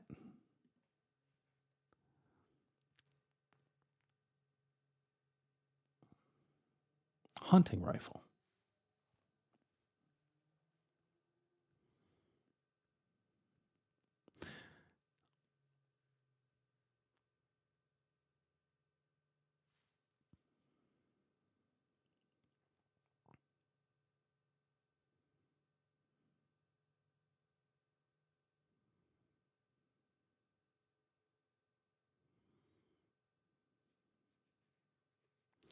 The McDonald's shooter in San Diego. I don't know. Well, maybe we'll stumble on that. Because I don't know who that was. 38 caliber Charter Arms revolver. So not a semi-automatic.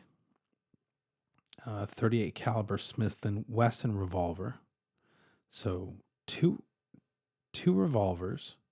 This was a semi-automatic pistol. Star pistol. I don't know what a star pistol is. 30 caliber universal M1 carbine replica rifle. Okay, so now this is interesting because on this one they made the picture look like a hunting rifle rather than an AR. Stolen or borrowed from family. And then a Ruger Security 6 revolver. A 22 double deuce Birdie 2-shot Derringer. Hey, G. Abbott, you know what a Derringer is?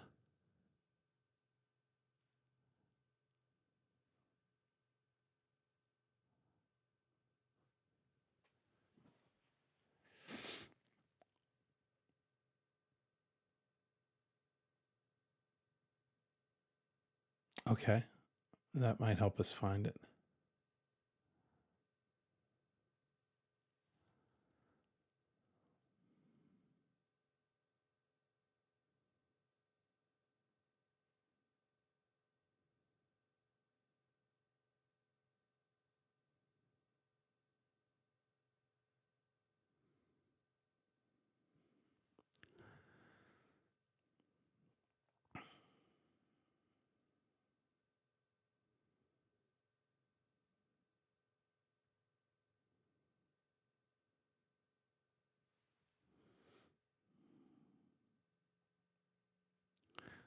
Derringer. And then a 44 Magnum Ruger rifle.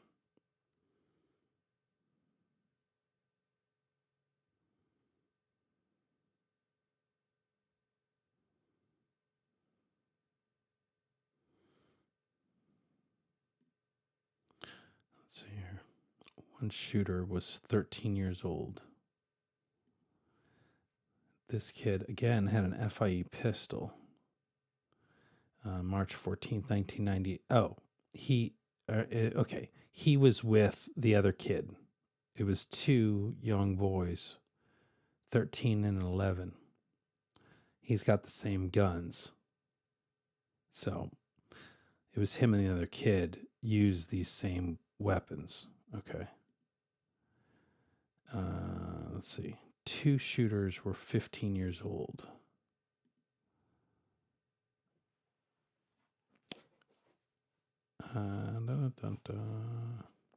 2014, the 15-year-old shooter killed 4 people and injured 1. According to the Violence Project, quote, he got in a fist fight at homecoming with another student, insulted Native Americans.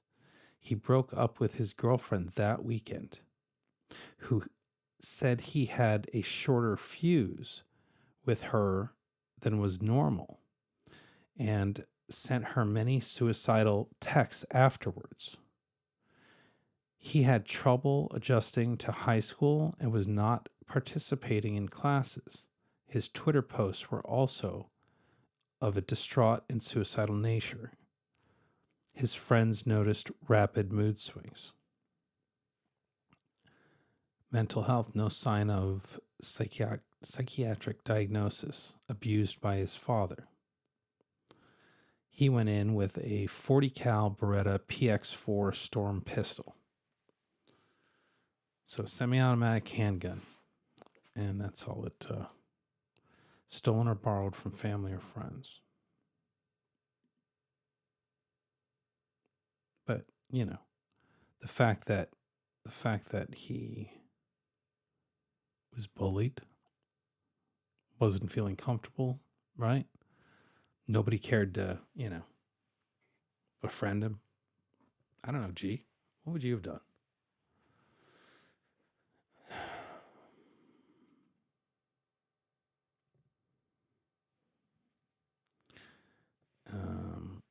According to the Violence Project, he had issues for years involving violence, emotional issues,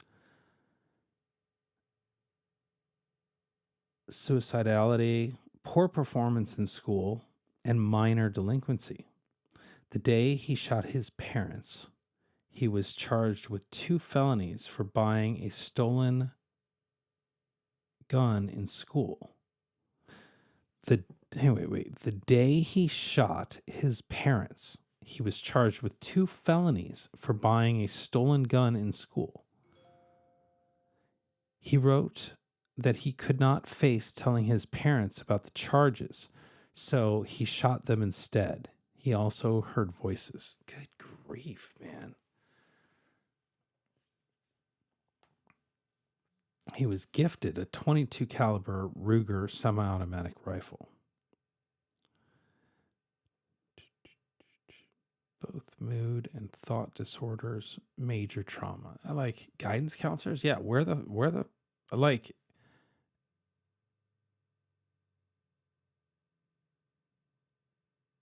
I don't know. The high school I went to, I can't imagine there ever being a shooting there. But not to say everybody was perfect, because they certainly weren't. But like, there's an awareness level. At least there used to be. Shit didn't go unnoticed, and kids got punished.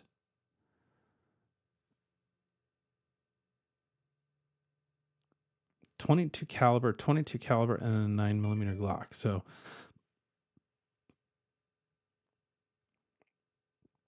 illegal street sale of the .22 caliber pistol.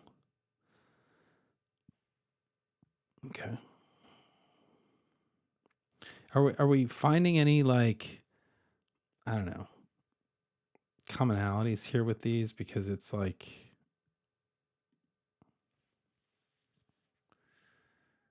I don't know why I guess showing pictures of these people doesn't really matter. Again, according to the Violence Project, for several years before the shooting, he self-harmed, wrote and posted violent stories on writing websites, threatening to kill himself, and mostly only interacted with people on the internet. Shortly before the shooting, he was switched from attending classes to study at home with a teacher to help with his, quote, issues. He killed 9 people, 2005. He had a Glock 40 caliber, 12 gauge Remington pump shotgun, and a 22 Ruger pistol. Stolen or borrowed from family or friend. Stolen or borrowed from family or friend. Illegal street sale.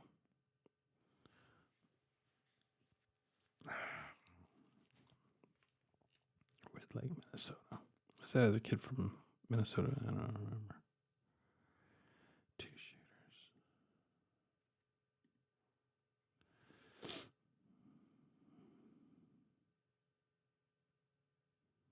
Killed 10 people with a shotgun and a .38 Rossi revolver.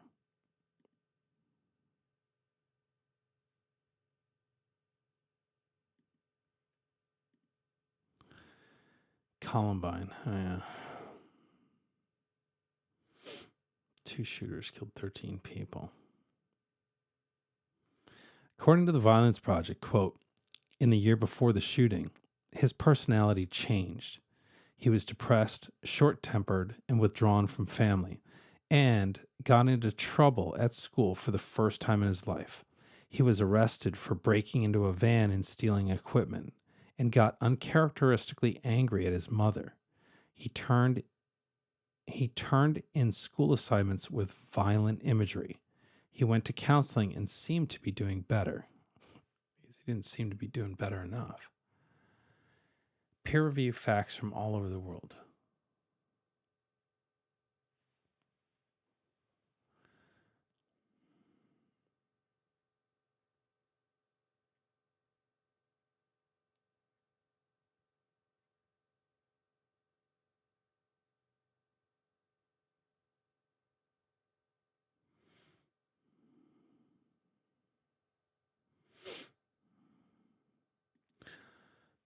So, G. Abbott, is this science to you?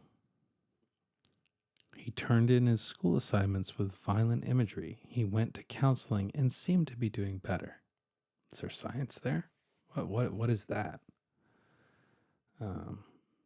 12 gauge shotgun, 12 gauge shotgun, 9mm high point 995 carbine, and a 9mm Intratec Tech DC-9 machine pistol. This Tech DC-9 was also what was used in LA last month at the Chinese New Year, or was it Chinese New Year festival?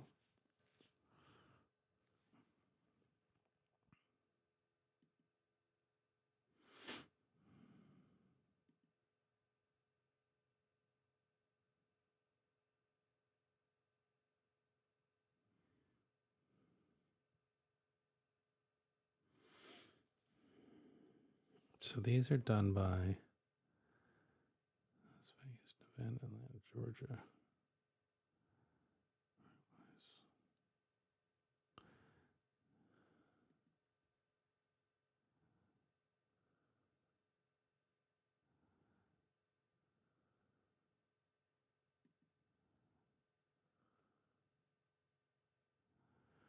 45-year-old shooter killed 6 people. According to the Violence Project, his wife noticed that he had been depressed in the days leading up to the shooting. He had 2 pistols. He was also bought through a licensed dealer. Extended magazine on the 9mm Walther.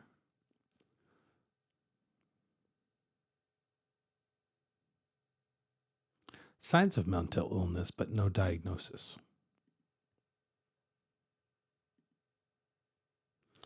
Harrisburg, Pennsylvania, the 31-year-old shooter killed 4 people and injured 17 others outdoors. In the days before the shooting, he was paranoid that, quote, the man, end quote, was after him, and falsely told a cousin that he was distributing arms across the country. He had recently quit his job. Relatives said that he was very affected by racism and had been for years.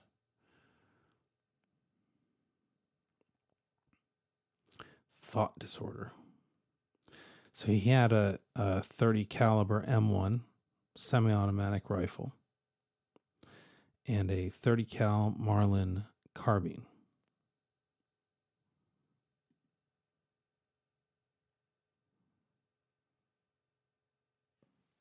I don't know. Clearly, everyone still has problems that are in here. Workplace violence. 52%.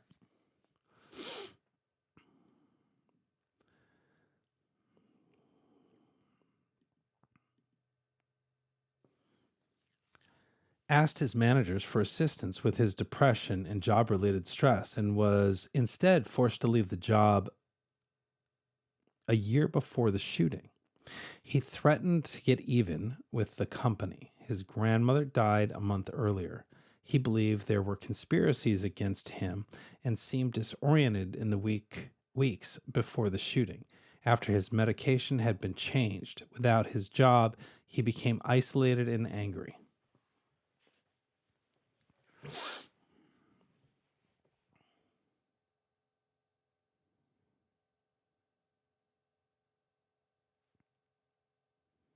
I find this interesting. He asked his managers for assistance with his depression and job-related stress. I wonder what his job was.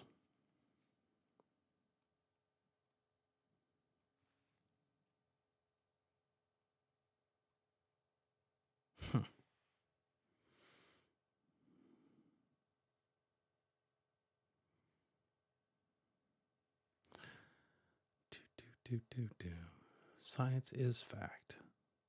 Trust is fact. Faith is religion. Big difference. Oh, G. Abbott. Science has never settled G. Abbott, correct?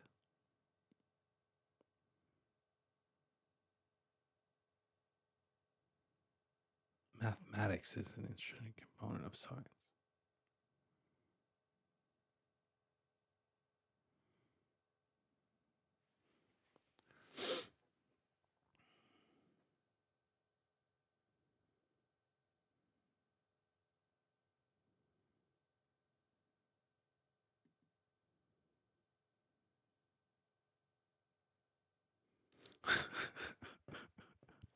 Grah.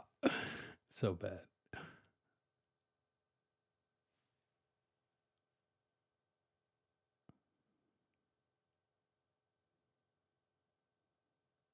I was really behind on the chat here.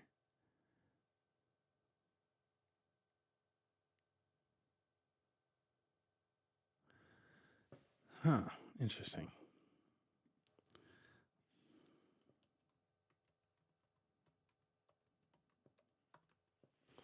Let's see what we get.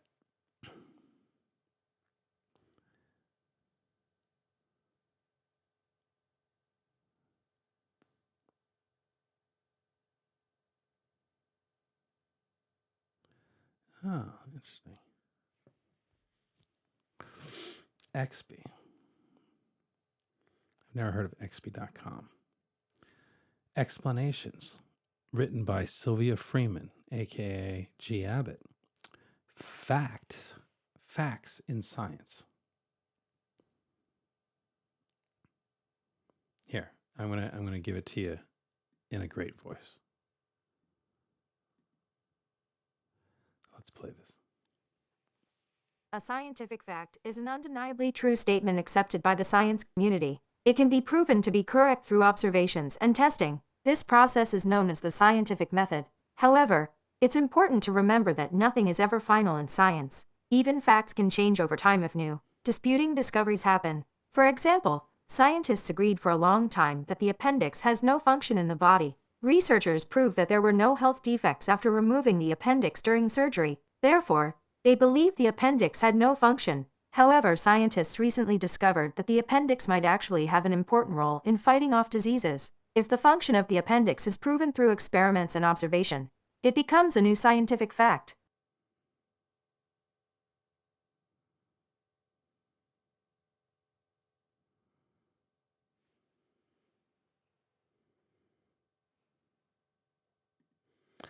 Interesting.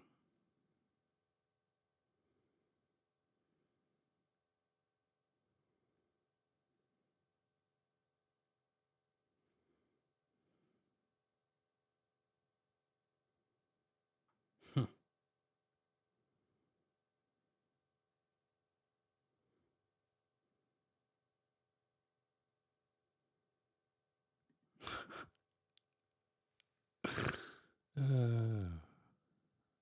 Today's lesson, fact. What is it? I gotta make this a little smaller. G. Abbott always brings up the best topics.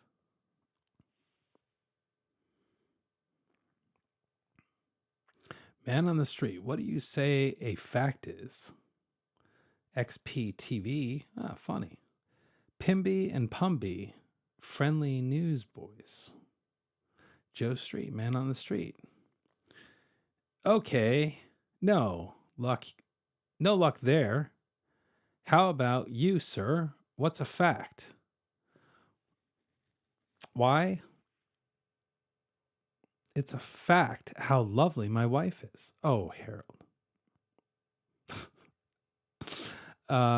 That's an opinion, actually. Let's keep going. Hey, you. What is a fact? I don't know. Leave me alone. Why did it do that? What the hell's going on there? Well, we have time for one more person. How about you, kid? What is a fact? A fact is something that's true. Really, really true and right. And we're all out of time. We now turn to our panel of distinguished experts. Let me guess. Al.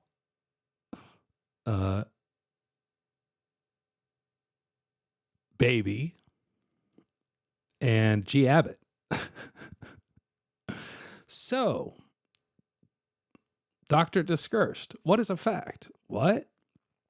If you don't even know what does that say? You don't even know that. I'd say I was let down. But what do you expect these days with this education system and kids being the way they are? Oh, I tell you, I don't know what that says. I tell you, it's all, I don't know. It doesn't make sense. They should have done a better job. Fact is, they could have printed more legibly so we could read this. But again, that's not a fact. That really doesn't answer the question. I love that it's XPTV, expert time. Moving on, Professor Snoot. What is a fact? Why, that's so simple. According to the dictionary, fact, a noun, something that has actual existence. Space exploration is now a fact. Okay. B, an actual occurrence. 2, a piece of information presented as having objective reality. These are the hard facts of the case.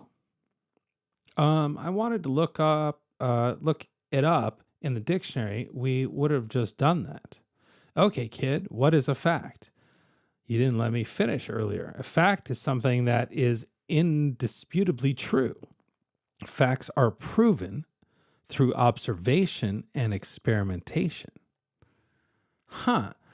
Facts are proven through observation. So G.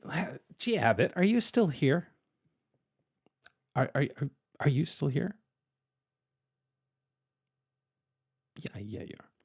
So earlier, I'm sorry, not today, yesterday, we had a discussion. I showed some video based on babies sending me a video clip, and then we looked more into it and got the broad whole story, as they would say.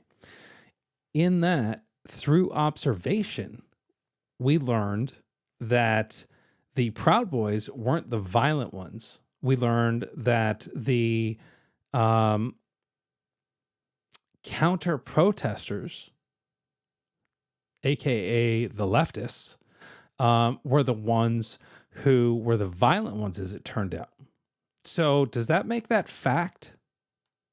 Or am I miscategorizing this? Facts are proven through observation and experimentation. We experimented by looking at multiple angles and multiple takes on what had happened. And it turns out that the violent ones were the people who attacked the Proud Boys. So, never reveal your plan. Okay.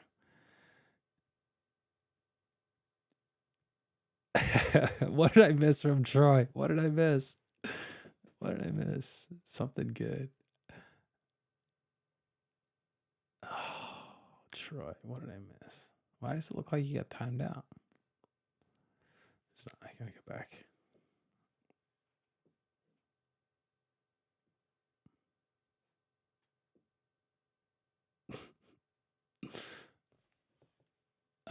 Gravity is a theory, no? A theory of gravity?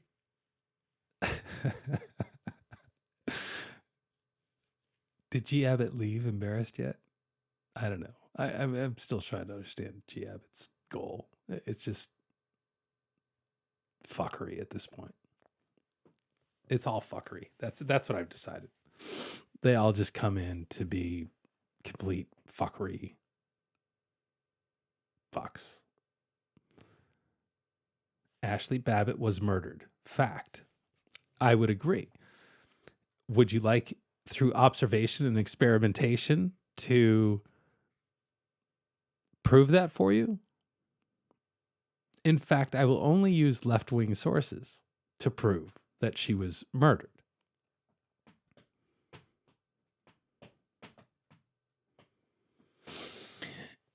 By the way, it's not gang up on G. Abbott. You just so happen to be the squeaky wheel and you're getting the grease. I hope you understand that. Let's see. Facts are agreed on by everyone. We agree. Are facts agreed on by everyone? However, facts can be disproven with new information. For example, must be stress. For years, it was thought that the stomach ulcers were caused by stress and bad diet.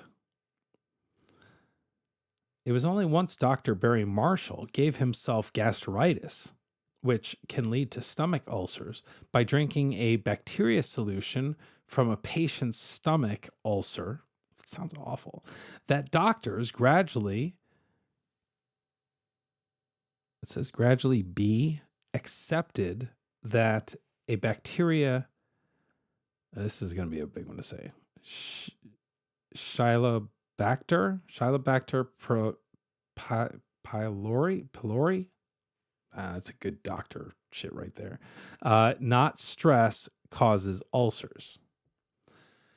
To read about Barry Marshall, even Pimby and Pumby agree that he is very metal. Faced with the evidence, doctors eventually begrudgingly accepted that H. pylori is the real cause of ulcers. I guess. Huh. Can anybody name something else that doctors and, the government have changed their stance on? And not being serious.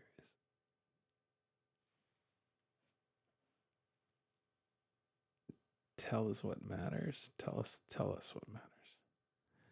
I mean, you guys. Lube matters.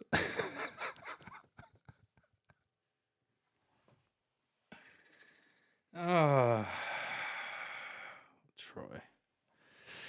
Has anybody seen G. Abbott? I think she ran away. I think she ran. I think she ran. We're not bad people, G. We want to be your friend. We just want to be nice to one another. We want to stop mass shootings. We want to help you. We want to help anyone so that they're not so angry. It's all good.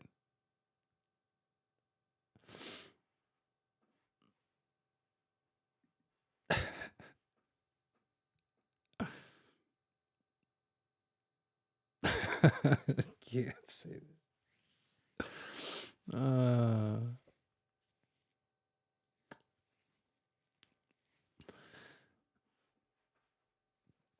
Double A MCO.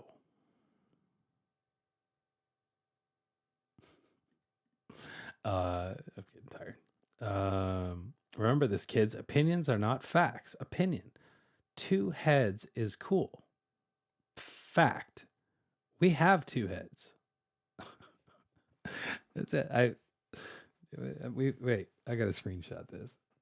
This is pretty good. This is I think a pretty good visual example of this. We'll even give Sylvia Freeman the credit down here on this image. Okay. Wizzy, turn away from chat, you blush. Will I?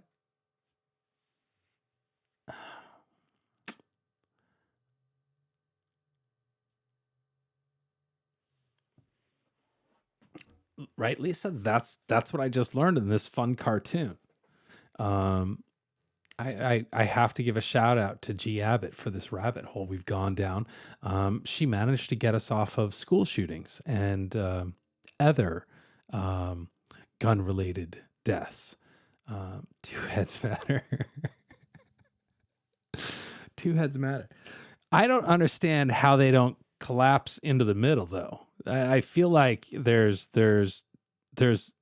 a missing wheel here, and I'm on the wrong picture. I'm trying to scroll, but I feel like there's a missing wheel right here.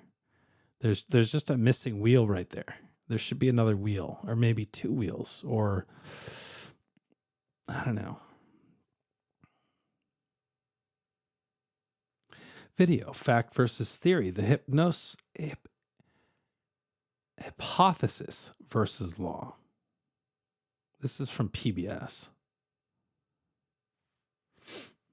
Let's see what this guy says. Fact, theory, hypothesis, law. This could get us into trouble. Wow, it sounds... We need to get something straight. Evolution by natural selection is a theory. So is climate change. But people keep saying that like it's a bad thing. Wait. G. Abbott. Is this where we go, oh, but theory's okay because of what this guy's talking about? Or is there...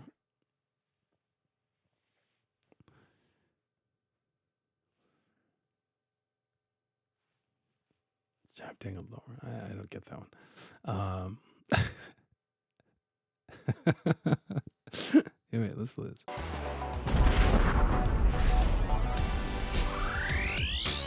I get it. I understand your frustration. We're all searching for ultimate #truth, and complex, challenging ideas don't always fit nice and neatly in our brains.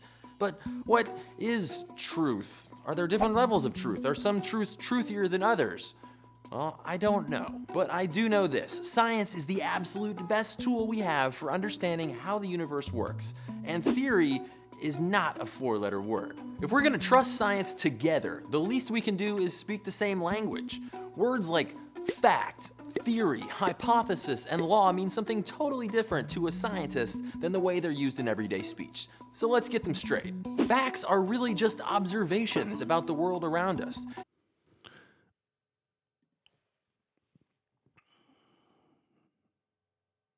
I may have paused this too soon. Rogue mod. It's only fact if G Abbott agrees with it. I'm starting to sort of like see that, which is quite possible.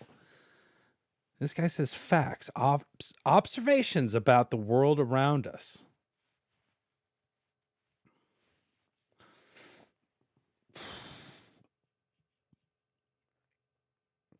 Do you think G. Abbott's trying to use reverse psychology?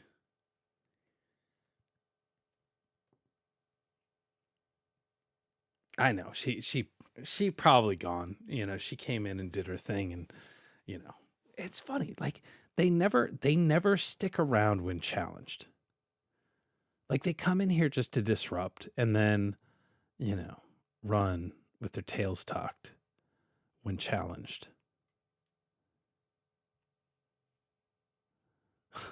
Wayne.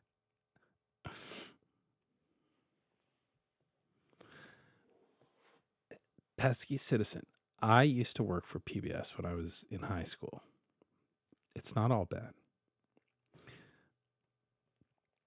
However, it's changed a lot. And I know what you're saying. We observe things every day, like that it's bright outside when I look out the window. And we often develop explanations for those observations, like, okay, the sun is probably up. Congrats, we just developed a hypothesis. But a hypothesis isn't something you prove, it's something you test. So let's walk outside. It's bright, the sun is up, hypothesis confirmed. Way to go. We did a science. Way to go. Oh, now she's been watching PBS. Now I get it. Trust the science.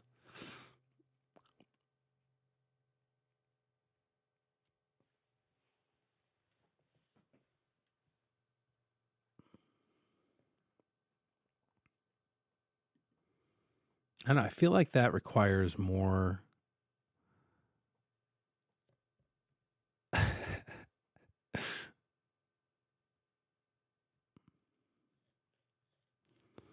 cloud the other day was Abraham Lincoln. Tim T says, there are different levels of truth, honestly, cause people make shit up. Fact. If you want to remain upright, don't lean on Troy's truck. We've heard that story. Yeah, good times.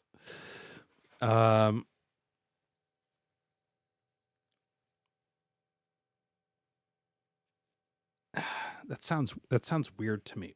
We did a science.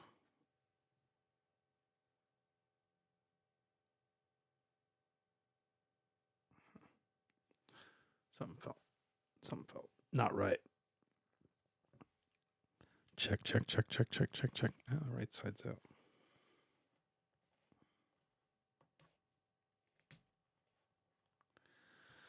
Testing 1 2. Yeah, that's weird.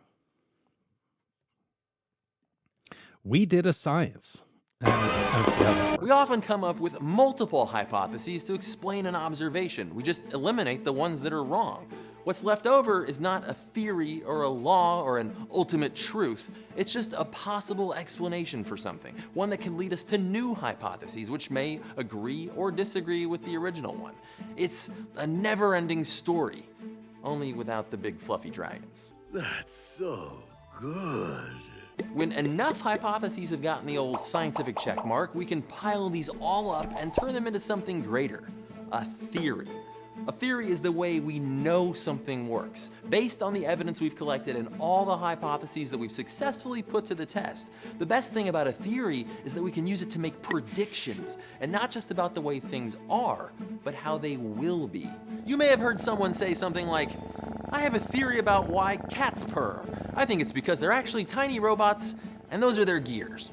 Well, that's not a theory. That's actually a hypothesis. It's something that could be tested, but don't try this at home. This cycle, taking facts and observations, thinking up possible explanations.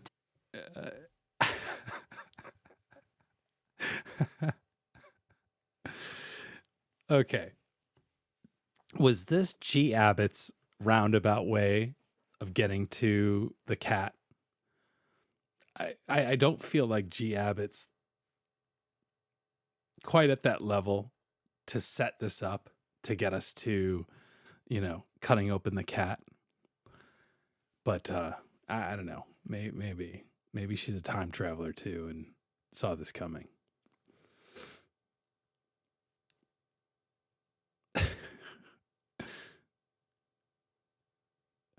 Cora, that's sort of, the again, it's WYSIWYG. What you see is what you get. And, I figured if nothing, we will learn and go on a journey together and figure this shit out, because nobody else has been able to formulate some sort of plan or something that gets through to people to make this world a better place. And maybe if we just kind of work through it together and we can build a better world. I don't know. We've got PBS and science and fact and, mechanical cats, but it's something. Shit. Testing those explanations and then making predictions based upon them. That's what this whole science thing is about. Being a theory isn't a bad thing. It means that idea got the gold star, the blue ribbon, a big shiny trophy that says, countless experiments have shown that I'm sufficient to explain all the observations that I encompass. Now, to see if you got this down, let's look at some examples. Fact, people get sick. I think we can all accept that. Hypothesis, people get sick because something gets in their body and starts doing bad things. Test each hypothesis, throw out the bad ones, and we're left with a framework that lets us understand why we get sick and make predictions. The germ theory of disease. Okay, let's try another. Evolution is a fact. We know that it happens, no doubt. But how does it happen? Evolution by natural selection is a theory. Question.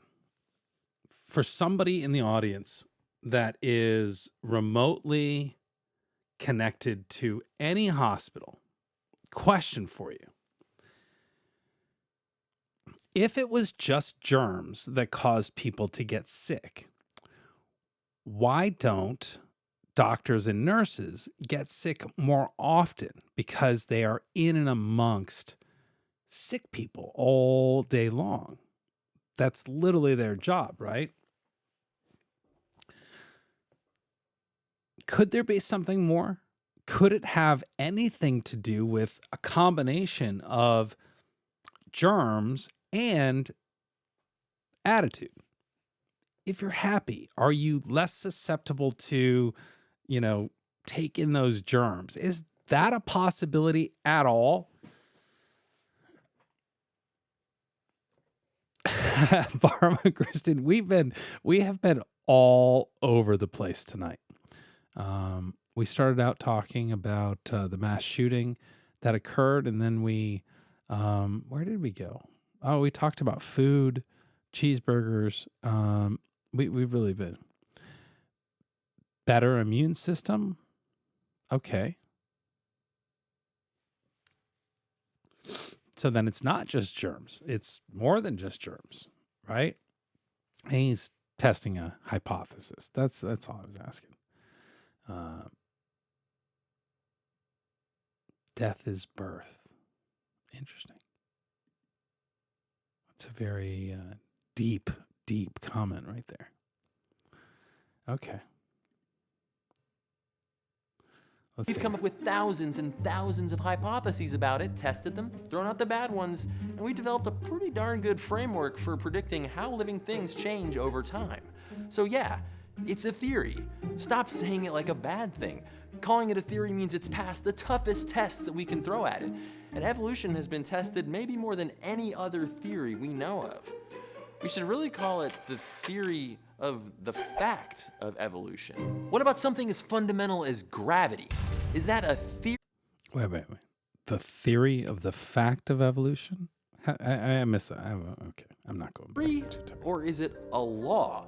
In science, a law is a detailed description, usually using math, of how something happens, like the movement of gas molecules related to temperature, or how mass and energy are always conserved. But a law doesn't tell us why something happens.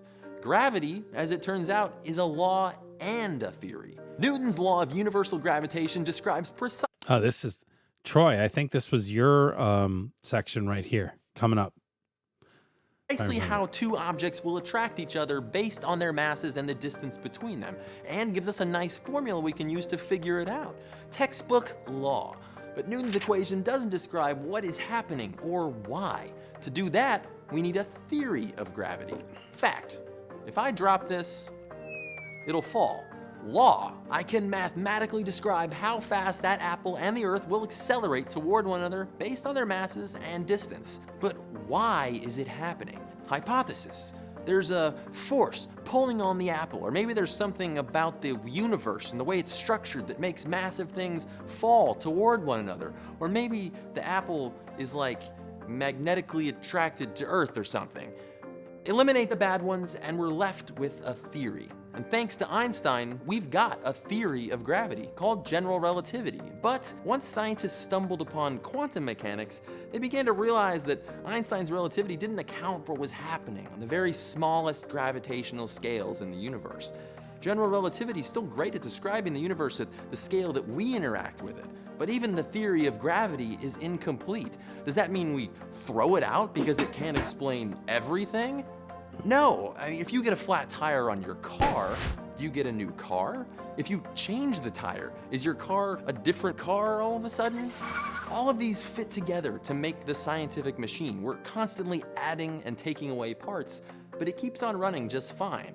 It just means we've got more work to do to make Einstein's theory even more right. Science is never done. It's always changing, and this bothers some people. How can we trust it? How can something be strong and robust if it could be different tomorrow? The goal of science is to devise frameworks that describe how things work, to truly understand why things are the way they are right now, so that we can know how things will be in the future. And if we can learn to trust science in all of its fuzziness and incompleteness, I predict that future is going to be very bright. I like that theory. Stay curious. Okay. Does any of that relate to the politics and the bullshit and the science according to G. Abbott?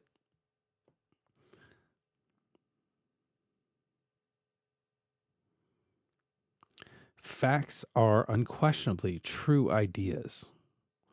They are often direct, objective observations about the natural world, like the sun is out or it's raining.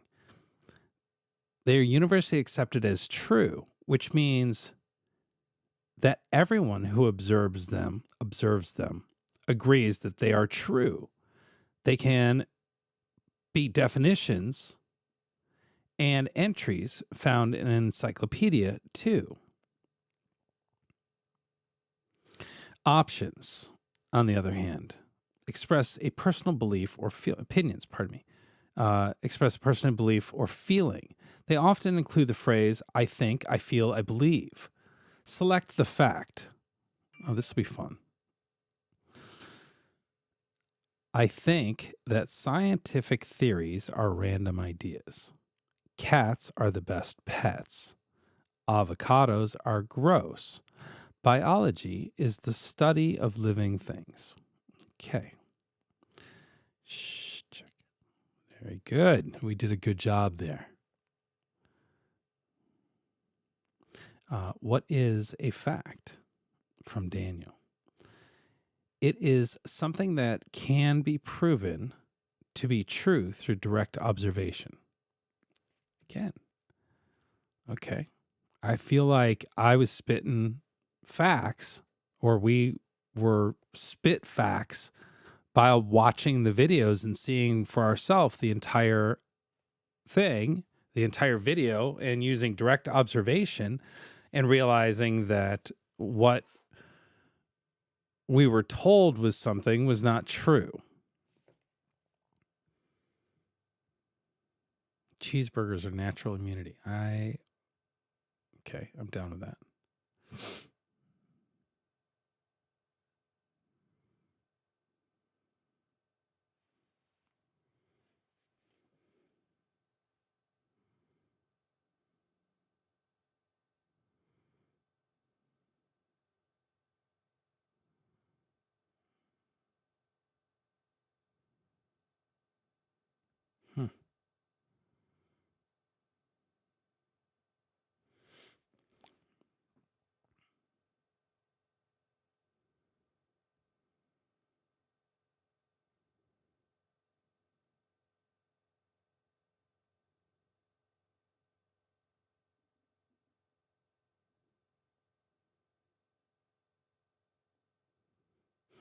Interesting.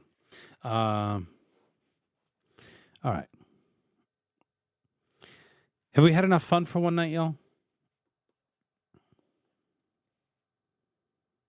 Have we reached equilibrium on this?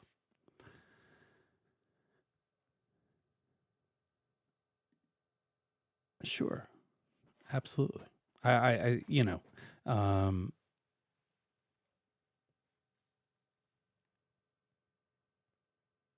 the fact that you won't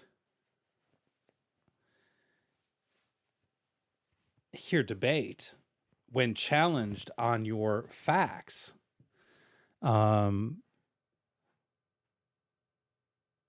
is a problem. It's hypothesis that fails.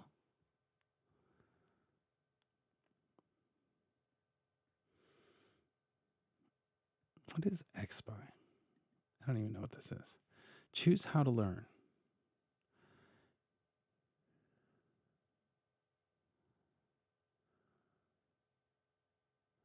It's just some weird, like,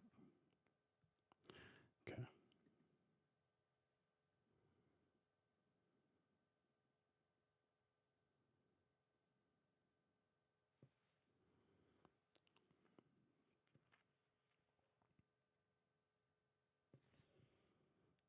Let's see.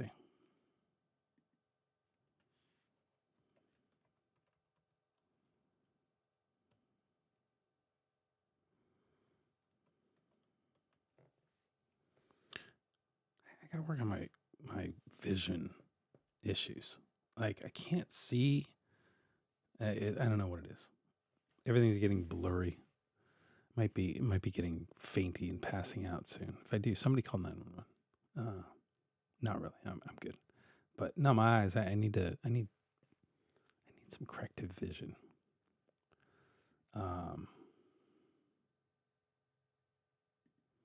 Let's see what this is. This is nature. I just accept cookies like I've got milk to go with them. Stick to the science when science gets political. A 3-part podcast series explores the intimate relationship between politics and science. Number 1, a brief history of politics and science. We look back at the history of the knotty relationship between science, politics, and power and ask how nature fits in. We speak to historians, political scientists, editorial staff, even philosophers to unpick centuries of connections.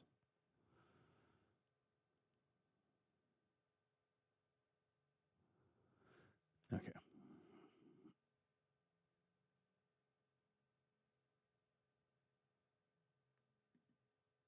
Here's The Hill from 2017. What is fact? The scientific versus political definition. What is fact and how do we know when something is true? These are not just philosophical questions. In the era of intense partisan polarization, especially in the United States, the very notion that both objective facts and truth exist is contested. Contrary to the assertion of former U.S. Senator Daniel Patrick Moynihan, who once declared that everyone is entitled to his own opinion, but not to his own facts. It now seems that each person and political party does have their own facts and truth. Why? Simply put, scientific facts and truth are not the same as political facts and truth.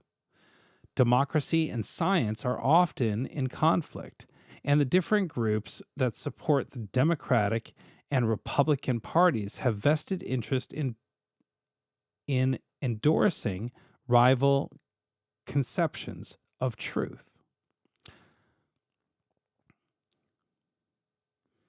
For 30 years, I've taught American politics, law, and public policy. As someone with graduate degrees in astronomy, philosophy, law, political science, my research and teaching centers on how policy making can be more evidence-based. Let me see here. I should probably put that up on screen. I'm so busy reading it. All right, Tim C., we'll see you. Golly, you guys, remember the Irish goodbye. I'm a big fan. Because now I have to say goodnight too because of Tim C. Good night, Tim.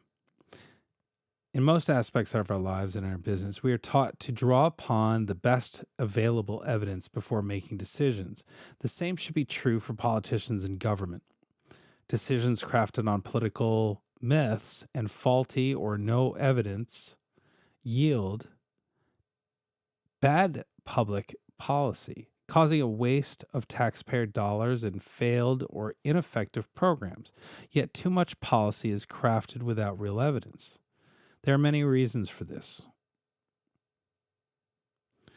One can clearly point to intense interest, group politics, and the corrosive impact of money on politics and possibilities. But there is also a profound difference residing in how scientists and politicians gather facts and think about the world.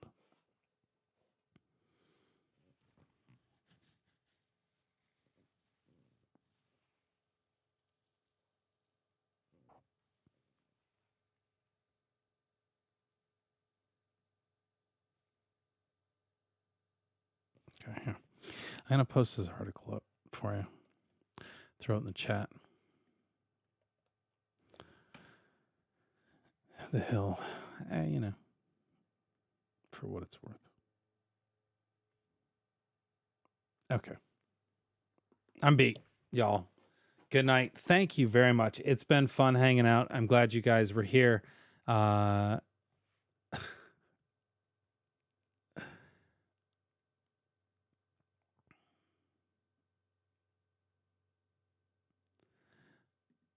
Government is a theory. You're right. On that note, let's say goodnight. Wizzy out, everybody. Thanks for hanging with me. We'll see you. Good night.